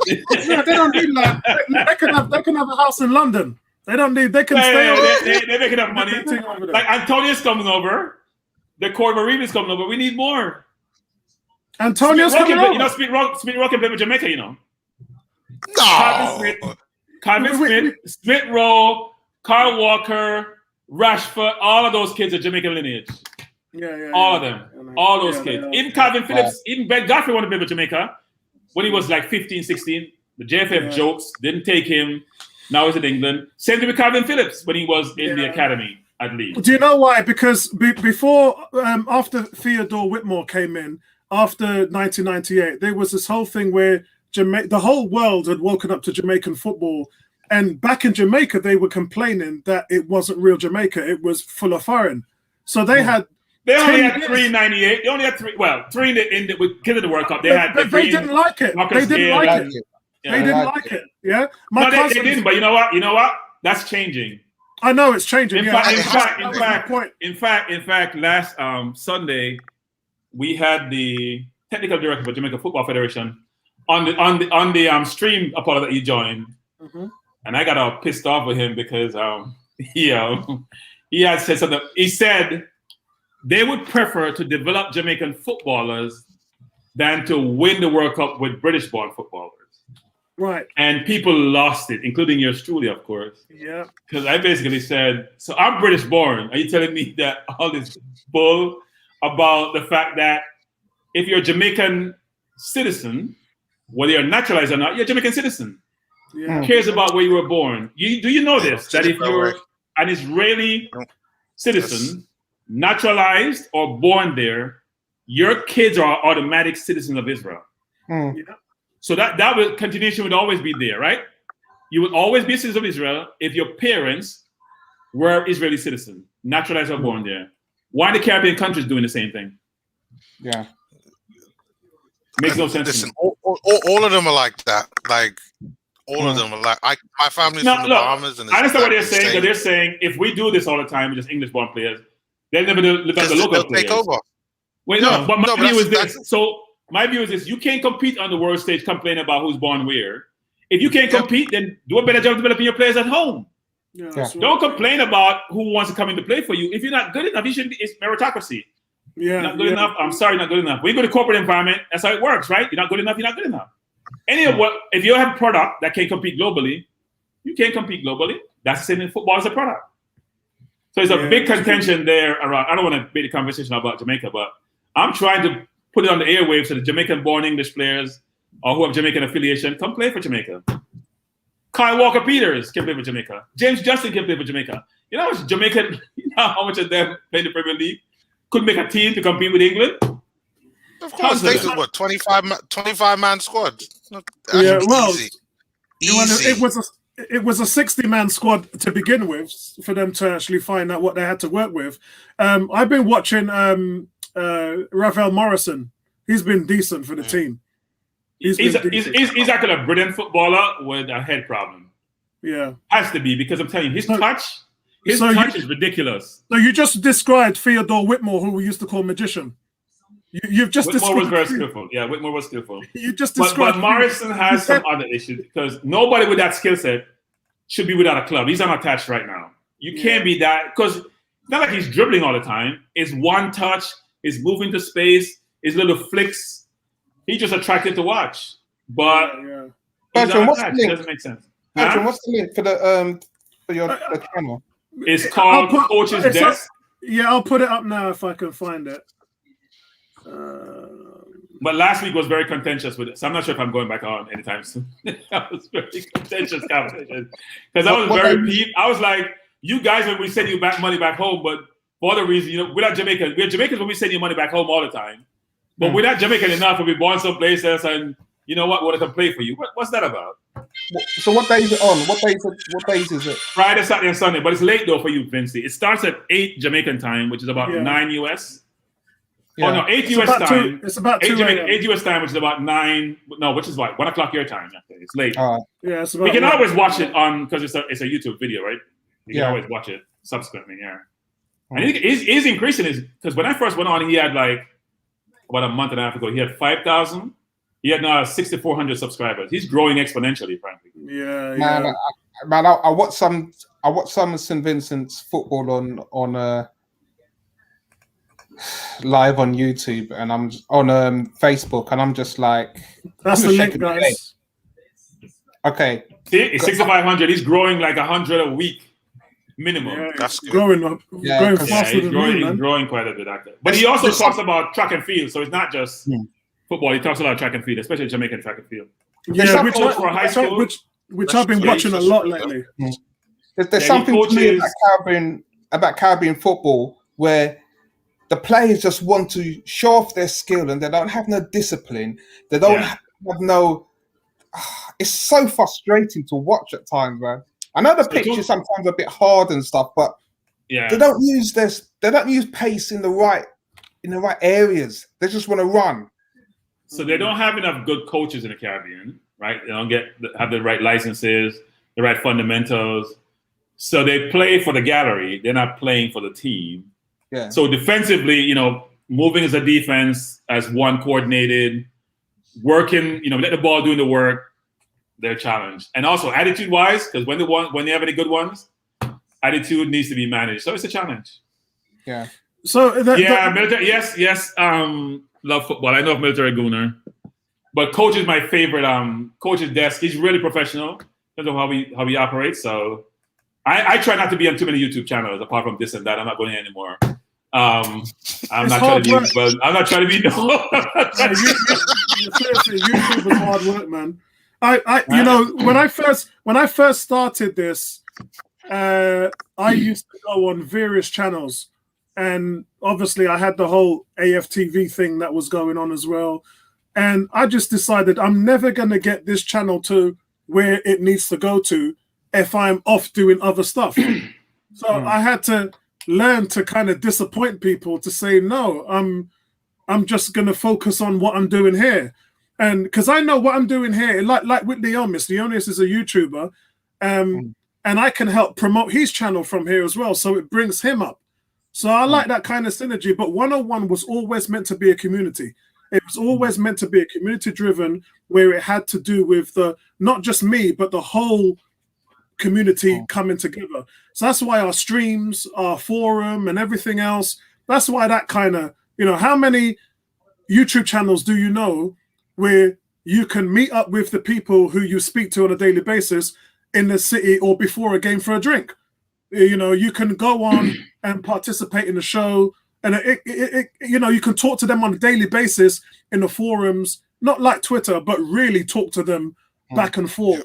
So it's like 101 is very different. So I'm kind of glad it's like that, because if it wasn't, I would just be a number. I would just be another Arsenal YouTuber. One thing I'm a little bit dated. I'm dated because I didn't know about the damn YouTube channel and all that. I only started learning about it since I got on this channel. And I go to Jamaica channel. They all have channels. Like almost everybody got a channel. Yeah. And they cross-promote their channel. Right? They cross-promote their channels a lot. And that's the best way. That's what I'm saying. That's what I'm saying. Like when I started, I scouted a lot of YouTubers around, and I came up with kind of Sonny. Me and Sonny started our channels about at the same time. And I looked at a lot of people try to build a synergy. I talked to a few famous people, but I decided, you know what, I'm going to keep it at ground level, and I want to build it from the back. I don't need big names to build this channel up. I certainly, at the time, wasn't a big name. And, the people who were looking at my channel and inviting me, they were like, yeah, you could be the next Mo or the next DT or the next Troops. And when I looked at it, I was like, I don't want to be that. I just want to be what I set up at 101. I want to be a part of the community. I don't want to be the community, if that makes sense. So I kind of always said to Robbie, it's just not my thing. It's just not what I want to do. And so that's why, like, when I looked at Neomis, I looked at a load of Arsenal channels. I liked what he was doing. I liked his swagger. I liked the way how he put himself, and I liked the way how Neomis talked. It wasn't he didn't swear just or be negative just for hits, which a lot of people tend to do. Not so much now, but a couple of years back. Ranting was a thing. Ranting got you hits. Ranting got you subscribers. Ranting got you a bunch of people and I'm just like, that ain't 101. I like to think I'm a positive Arsenal fan. I'm glass half full. I like to talk about Arsenal in a good light. Even when we're not doing well, I'll still be the guy who's positive about the team. And I really like that about Neomis. He carried himself well professionally. And when I approached him, it was just like that thing where I'm saying, look, bro, we ain't nothing big, but what we are is we're together. And that kind of, that community is something I hope he feels like has embraced him as well. No, I'm going to do a channel, but it ain't going to be anytime soon. In the next few years, I'm going to do a channel, but not just football, though. Investing, finance. Yeah. Yeah. mentoring, all those things. But it's not. I can't be on YouTube anytime soon. Running on the channel. I have to say to you though, the worst thing about creating a channel is to have a multiplex channel covering different. Because that shit is hard to do. I tried that on my Apollo Dean Campbell on my main channel. Electric cars, movie reviews, music reviews, all different type of shit, and politics, and that shit is hard to do because I've got no identity. It's like jack of all trades, master of none, and I'm not saying I wish I didn't do it. I like the fact that I did it, but I'm now starting to feel like I have to drop a few things because it's too much. I can't. Well, I mean, it depends on how you want to do it. I think, like they say, if you do too many topics, it becomes very challenging, right? Yeah. I think things like finance does carry a lot of weight in terms of how YouTube views it. So I've been doing my own little research. I'm not doing anything anytime soon. I will admit. Yeah. Can't do so anyway. But I'm researching how it works. If I get involved with something, it's full commitment. That's probably gonna be my full-time job because I'll probably quit working by then. So yeah. But look, it's fun to do it. If you have a lot to say, you want some forum to say it in, and you want to reach a lot of different people. And I enjoy the Jamaican one because they do know football. I'll say this though, they know more. I wonder if they have day jobs. Like I'm listening to them talking about players. I'm like, you guys know everything about every single player in every single league. What's this about? And even local leagues. So not just the Serie A or La Liga or the Premier League. Some even watch the Championship. They watch MLS here. They watch the Jamaica Premier League. They watch so much football. It's ridiculous. So they can talk intelligently about football and strategy and all that. Yeah. And they actually are pressuring the Jamaica Football Federation because I realized that they're now watching some of those channels. Right. That's why the technical director came on the other day. They're pressuring them. They're drawing things out that they're not doing right. And what I've been trying to say to the JFF is that you should be leveraging intellectual capital. We all don't know everything about everything, right? Yeah. Garner all that information, cipher through it, figure out what the best ideas are. If you have the resources, incorporate them and implement them. So don't just dismiss people because they don't part of your organization. So the comment you made there is the reason why I said what I said. And you know me, yeah. If I got something to say, I ain't gonna hide it. I'm gonna say it. And my comment was the only one he put on the screen, because the JFF have to be accountable for their actions for building this team. It doesn't happen by magic. I lost it when that comment came up. When he was talking, I saw your face. I was like, Bertram's just realized that I'm up at 2:30 a.m. No, because I saw Arsenal 101. I'm like, why Arsenal 101? That's Apollo. That makes no sense. It's like 3 o'clock in the morning. So that stream runs from 8 at night to 12. So it's 4 hours. Wait, and then we have 2-3 hours in the background. Yeah. That stream runs for 7 hours.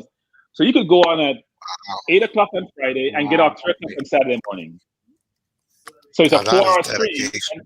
And the last time we're on Sunday, we had 327 people at 12 o'clock at night on the channel after 4 hours. So it's not like, it dissipated. People are still there, interested, because the guy actually, he has good presence. He's very professional. Yeah. So it's good conversation. But it's a fun stream to be on, actually. Yeah, I hear and what he actually does is, which is unique, so everyone's following now, he opens the stream up. And remember, guys, stream up, but what he also does is he checks you in the background before he puts you on, because you don't know who's going to come on your channel. So we know that Kurt is our Barbados correspondent. Yeah. You mean in terms of size, Kurt? They're big physically. Listen. We've got into Kurt banter now. Yeah, we've got into banter land right now. We got into banter line. Barbados is always good in cricket. For a small island, Barbados does well in a lot of different things. For a very small island with a small population, per capita they do really well. But football is not their thing. Shout out to everybody in Bridgetown. Yeah, Lawrence, big up. Yeah, shout out to everybody. It's been a while since I've been there. Probably about 8 years. I got an uncle over there, so I will go over to Barbados and check it out. Actually, nice island, man. Nice island. Actually, my uncle is Michelle. You know Michelle in the 101 forums. That's her dad. So You know, Michelle's my first cousin. So yeah, affiliation. Her dad lives Barbados all the time. I'm wondering when's the Barbados coming to play. That's right. Her mum and dad lives on the island, so when I go over, I go and spend time and go and visit her parents, which is my mum's brother. So okay. You got to reach over there for a crop over them, Apollo, man. Yeah, I'm going to Orlando next month. They have the Gold Cup for the CONCACAF team in the region. Yeah, Jamaica playing their first 3. I'm going to watch all 3 games actually over a 2-week period. So Vincey's going to need some Mount Ray, some Mount Gay. A Mount Gay, man. What's Mount Gay? That's the rum. Barbados rum. Bajan rum, man. Mount Gay, boy. Or the cocktail 151. That's the one. 151% proof. Jeez. Yeah. Light you up, man. It light you up. I don't drink, so I wouldn't know, but I assume that it does. I don't drink, so I wouldn't know, but I assume it does. Just put it in your cake, man. Don't worry yourself. Don't put it in your cake. not even in cake. Yeah. I eat rum. No, hey, but Bertram, you need to have some Bajan black cake. Listen, no, it's be good. So, guys, I just want to tell you one thing. It's a little bit off topic, but one of the things that I'm looking forward to the most this year is watching Shelly-Ann Fraser race against Char Carey Richardson. If you guys don't know who Char Carey Richardson, over the last week I've been watching the US trials. They had yesterday. Wait. Is that the girl with the red hair? Who got the different color hair? Yeah, she's good. She ran a 10.63 a week after Shelly-Ann ran a 10.64. Now, I don't know whether you obviously know about women's 100 meters times. Those times are literally the second fastest times of all time. Yeah, isn't it? Florence's 10.49 was such a distance from Marita Koch, was it? Marita Koch, who was 10.71. God, I'm going back to 1978 Montreal. Women just don't run those times. And these two girls right now, and not just that, but Shelly-Ann Fraser's considered a veteran. She's considered 35 now? 35? Yeah. Just like Merlin Gotti, yeah? And she ran her fastest time when she was on the downside of her career. This girl now, Char Richardson, is 21. Obviously, it's the NCCA, right? She is lightning quick. Go onto YouTube and watch the race last week after you finish this conversation. She ran a 10.63 when she slowed up. After 80 meters, she looked at the time because she knew it was fast, and she pointed to the clock that was recording her as she was running up to the finishing line, slowed down, and ran the second fastest time in history. Guys, seriously, check this video. I'm going to see if I can find it, and I'll send it in. Well, it's going to be interesting because you have about 6 women who are really doing well between Shelly and her, the kid from the UK who's running really well. Asha. Asha is running really well. You have Elaine Thompson, who has been out a little bit, injured quite a bit. No, Asha is strong. Asha is a great Dina needs to sit down. No, she's good. She's good. Coming forth. She beat all of them when they ran in Europe. Good effort. No, she actually beat Shelly-Ann and Carey Richardson when they ran in Europe. Guys, I'm going to send the link there. I'm also going to send it in the private chat for you. Cool. I think her challenge is, if she don't get that brilliant start, she has to run down Shelly-Ann, which may be challenging. Because Shelly-Ann is getting stronger as she gets older. I think she may be lifting those weights. I think so. Shelly-Ann has a bullet start, but the kid is top speed is about 70 meters. Yeah. She's brilliant. So, guys, she's also pretty confident and arrogant, more arrogant than confident. So she'll be interesting. And she didn't have a good start, you know. She didn't have a good start. No, she didn't have a good start. Wow. Yeah. Look at her top speed when she reached like 65, 70 meters. Yeah. That's absolute nuts. And she's so upright. Yeah. That's ridiculous. She's just turned 21.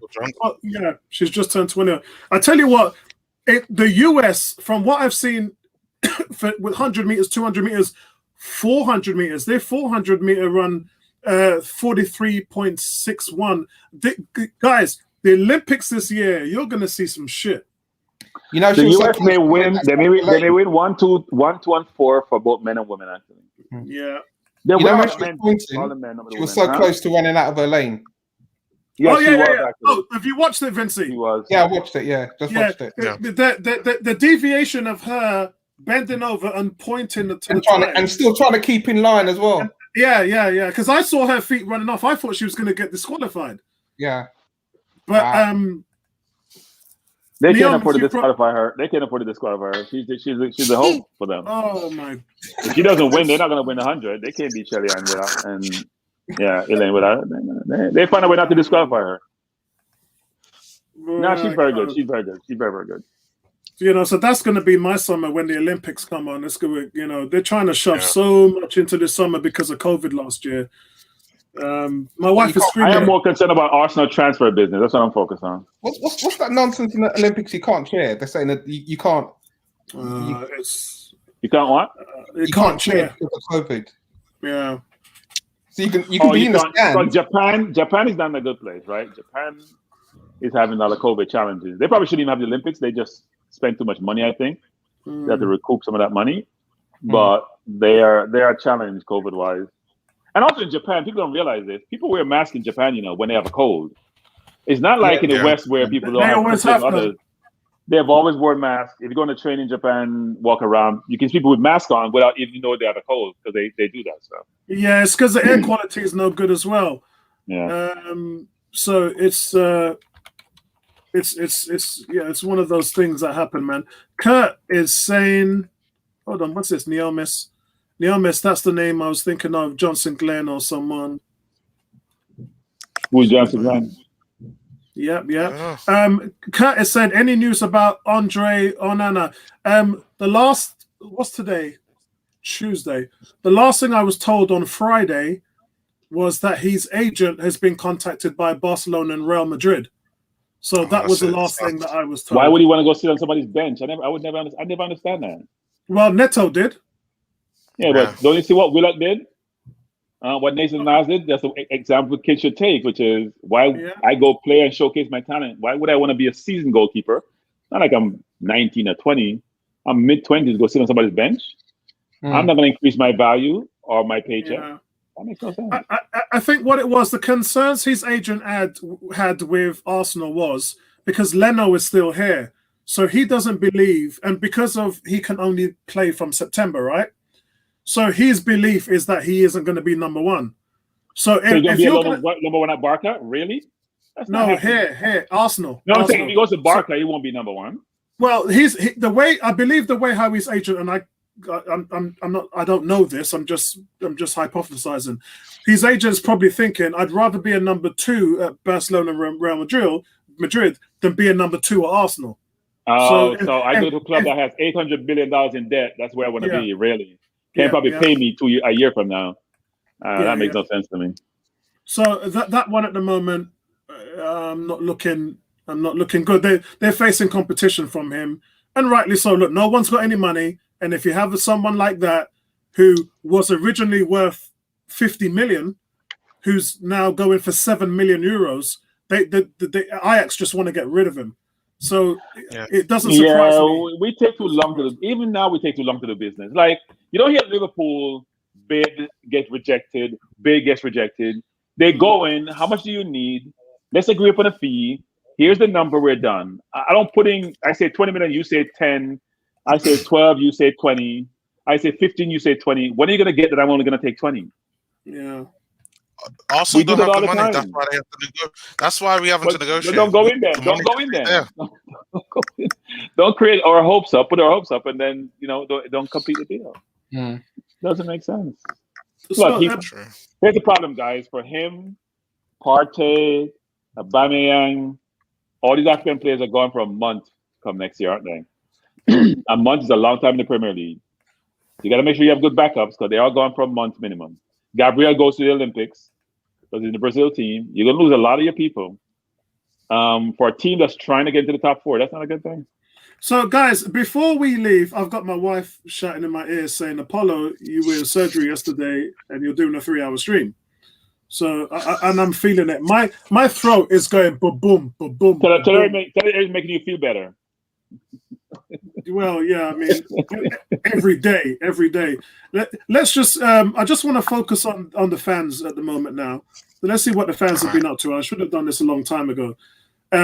So, as you guys know, I do a daily poll. It's very difficult to come up with daily polls and new ideas to keep people on their toes. But let's see what the listeners of 101 think. So I said, who starts in goal for Arsenal next season? 58% said Onana. Yeah, I put it for Rams. But if Onana starts in goal for us, we only start playing in what, November? Yeah. He's not available till November. Somebody has to start before that. So only 34% said Leno, 5% said Matt Ryan, 0% with Neto, and 3% Ramsdale. And Runnison don't get no love. Runnison? Of course he gets love. We have actually carried the gear for us. Carry the gear for us. Carry goalkeeper gears. By the way, can you not see that properly? Can you see that? I'll try and. No, we can see it. Andre Silva. I'm sorry. I haven't seen it for Silva, but I want the kid. I want the kid from Sweden. Is it Sweden or Switzerland? Sweden. Silva's lethal, man. So here, guys. He's lethal. So, which striker do you want to start for Arsenal next season? If you can't get into your country team, I don't want you. If you can't get into your country team as a major power, I don't want you on my team. So guys, say this. Team they play for. So guys, say this. Aubameyang, 43% of Arsenal fans said they want Aubameyang to start as the main striker for them next season. I'm very shocked by that. 25% Martinelli, 22% Andre Silva, and 5% for both Edouard and Lacazette. Lacazette getting no love at all. No, I voted for Lacazette. I'm saying that right now. Lacazette for me has to start. I'm voting for Balogun. Yeah, I'm voting for Balogun as well. I want to see Arteta manager. So guys, I said, who's the most important target for Arteta this summer? 74% said James Maddison. Not me. I didn't vote. I don't think I voted. Yeah, I think it's gonna be what's his name, Odegaard. No. Wow. Well, no, that is the number one target. But now, but Ancelotti said he's not going anywhere, so that's gone now for a week. It might come back because he's going to join them for pre-season. Ancelotti said Ancelotti's words actually was he's not going anywhere. We're going to make him join us for pre-season, and when they'll make a decision then. So that's the reason why. So he doesn't want to come because he want to come here to push for the move. He doesn't want to come. Yeah. I took a waste the whole 6 months on him versus a Willock or Smith. I'm sorry. That's nonsense. You guys are going to love this. How many years would you give Arteta to get back into the top 4? 57% next season. He needs 20. I want to plus. You didn't have my option. Vote. Yeah, sentiment. Yeah, the comments are under the polls. They're under the polls. But I just want to run through the polls at the moment. 23% said the end of his contract in 23%. So there's actually 23% of fans actually said, no, not next year. Let's let him finish his 3 years. Let's give him 2 more years. Which that poll was loaded, man. It was loaded. So he would have had what, 3 years? Yes, correct. But 21% said let's give him till Christmas, which is just foolishness. I think you give him 1 more year to see if we're making progress. Not necessarily to get top 4, but top 4 is hard, guys. Man City and Chelsea are locked. Man U and Liverpool are probably locked. Yeah. I don't know how you get any one of those 4 out. And then Leicester is getting better and better every year and choked the last 2 years, frankly. Should have been top 4 themselves. How do you get the top 4? Seriously, it wouldn't be fair to the others if Arsenal actually got top 4 with this squad. Oh, yeah, I agree. It wouldn't be fair. Yeah. So I'm not going to go for this. It wouldn't make sense, you mean? It would make sense. Well. Leicester's won the league, so we can't say that. True. I asked the fans, where do you want Arsenal to focus on this summer? And 89% midfield. So no. Why is it not 100% for Bissouma? Why are we having 13% for Neves? Who wants Neves? Like, really? Yeah. It should all be Bissouma. We're not getting Bissouma. Or the kid from Belgium, what's his name? Lasonga? Lakonga? Yeah, Lakonga. But hold on, guys. Only 2% said Ben White. Because we don't need him. We don't. It's not a need. It's not a need, Apollo. It's a want. He's a nice luxury. We don't have money for luxury. Vinci, talk to me. I don't understand what Piqueur's there. I don't understand how comes Piqueur get 4%. What's going on? How many times? Well, Piqueur, I guess Piqueur is there because we've talked about him. I need a double 10. They phoned the team to inquire about him, didn't they? There's nothing going on there, but he didn't have a good season last season. Awar should have been there. Why is no Awar there? Nah, put every player in the Premier League up there. I mean, when Awar's agent said, "I want to play for a team in Champions League," I didn't even put him on there. I took him off. Which champion is going to go buy Awar? Like, really? Stop putting your hand where it can't be reached. You're not going to any Champions League team. This is what I'm saying. It's so difficult to try and picture Arteta's how he wants to move the ball and the players that will get us there quicker, but they're out of our reach. Yeah. Well, look, I know what Arteta's problem is. He came from Man City. He had stars everywhere. He knows what it means to have stars everywhere and how he can make those parts put together. And he's struggling to say, what do I do with this? What are you giving me? Give me second-hand parts.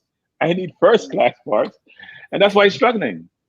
So then what he's doing is building from the back, right? He wants to have an impregnable defense and then say, I can fit in the other pieces someplace else.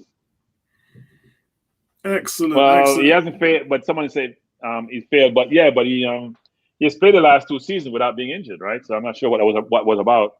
Yeah. Maybe the X-ray machine showed the wrong thing. Who knows? But you're right. He will fail better too.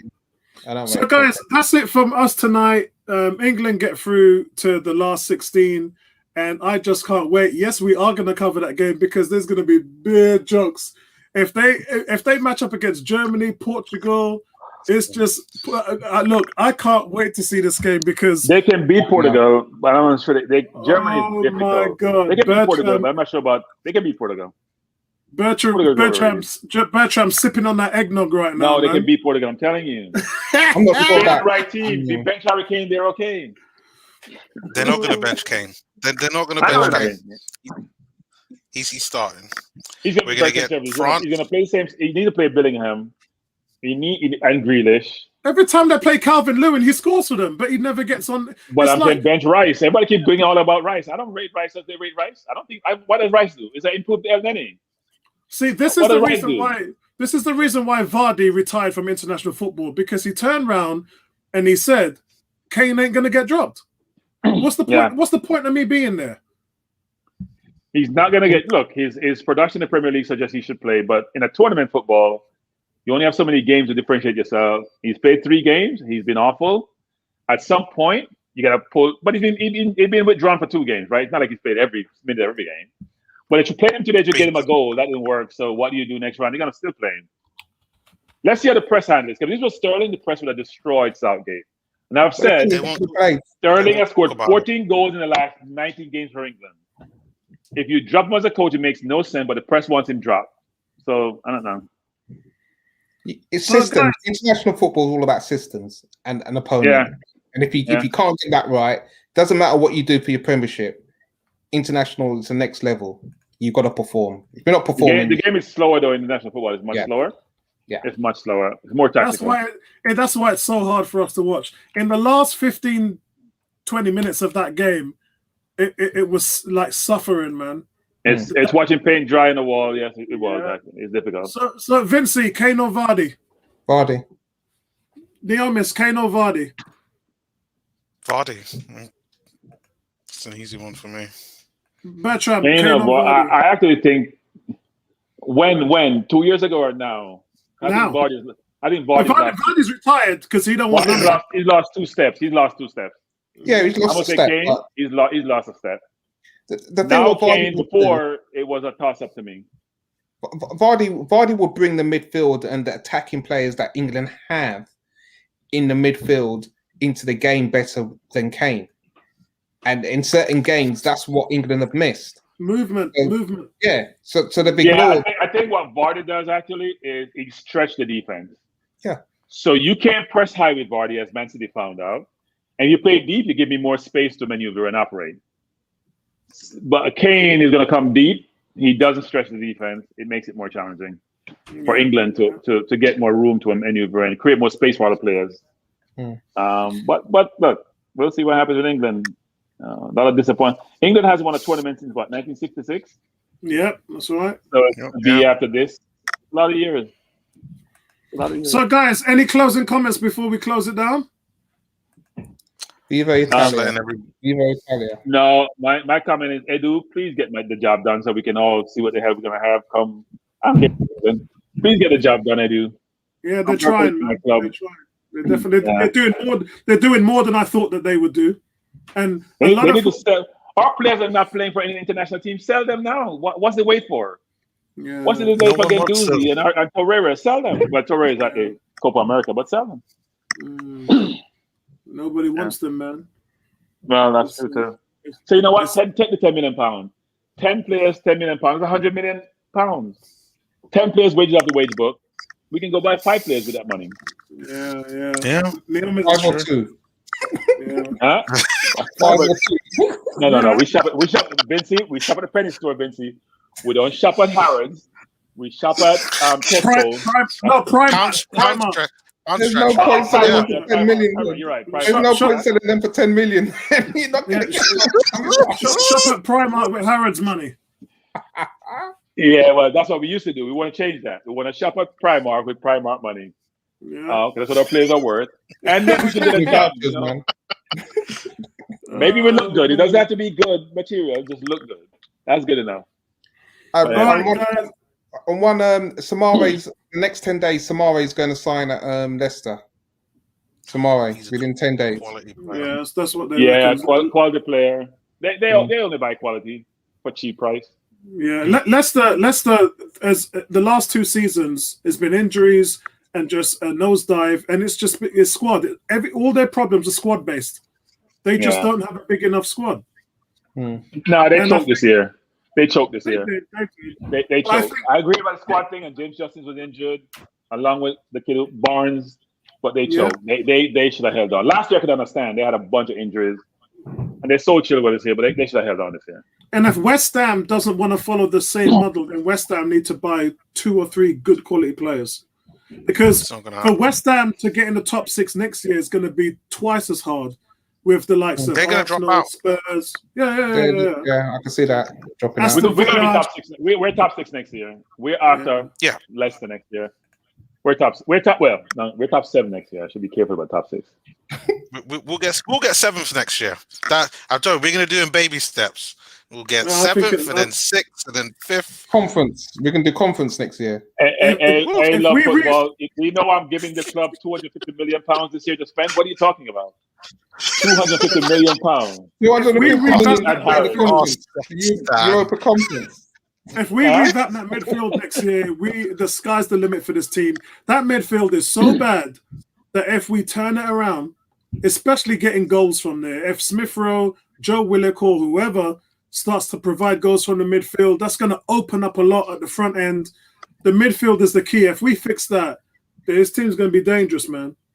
It's going to be dangerous. Will playing, man. I don't know where Will plays, though. That's the problem. He's not a true 10. He's not a true 8. He's not a true... He's not. Yeah, he's not a true anything. Yeah, he's a hybrid. No, he's not a 10. He's talking about an 8. You got to do the defensive part. It's not. Yeah, he's more of an 8 than he is a 10. I think. He's an 8 that can score. Yeah. All right, guys, that's it from us, man. I hope you guys enjoyed the stream tonight. We had a lot of fun. We had a lot of fun, and you guys was there for us. The description to the Facebook channel is below in the comment section, and we're going to be back for next week Tuesday for England last game. But we'll probably what's the date? It's Tuesday. We'll probably do a stream on Friday or Saturday to that effect to just do a roundup on the transfers and get back in touch with you guys. 250 million. If you missed our last stream, we did a section which was what would you do with 250 million. It was one of the funniest things I've ever seen and done here in a long time. But yeah, thank you very much, everybody. Thanks, 250 million yen. Yeah, I think so. No, 250 million Jamaican dollar. Jamaican dollar. Well, the yen is a little bit better than a dollar, so Jamaican dollar. Yeah, it's 250 million. Oh God. That works out to be about 2.5 million. We're in good place. We're in good stead. We're in good stead. We're in good stead. All right, guys. All right, guys. Enjoy. All the best, man. All right, guys. Peace. Man. Take care. See you guys.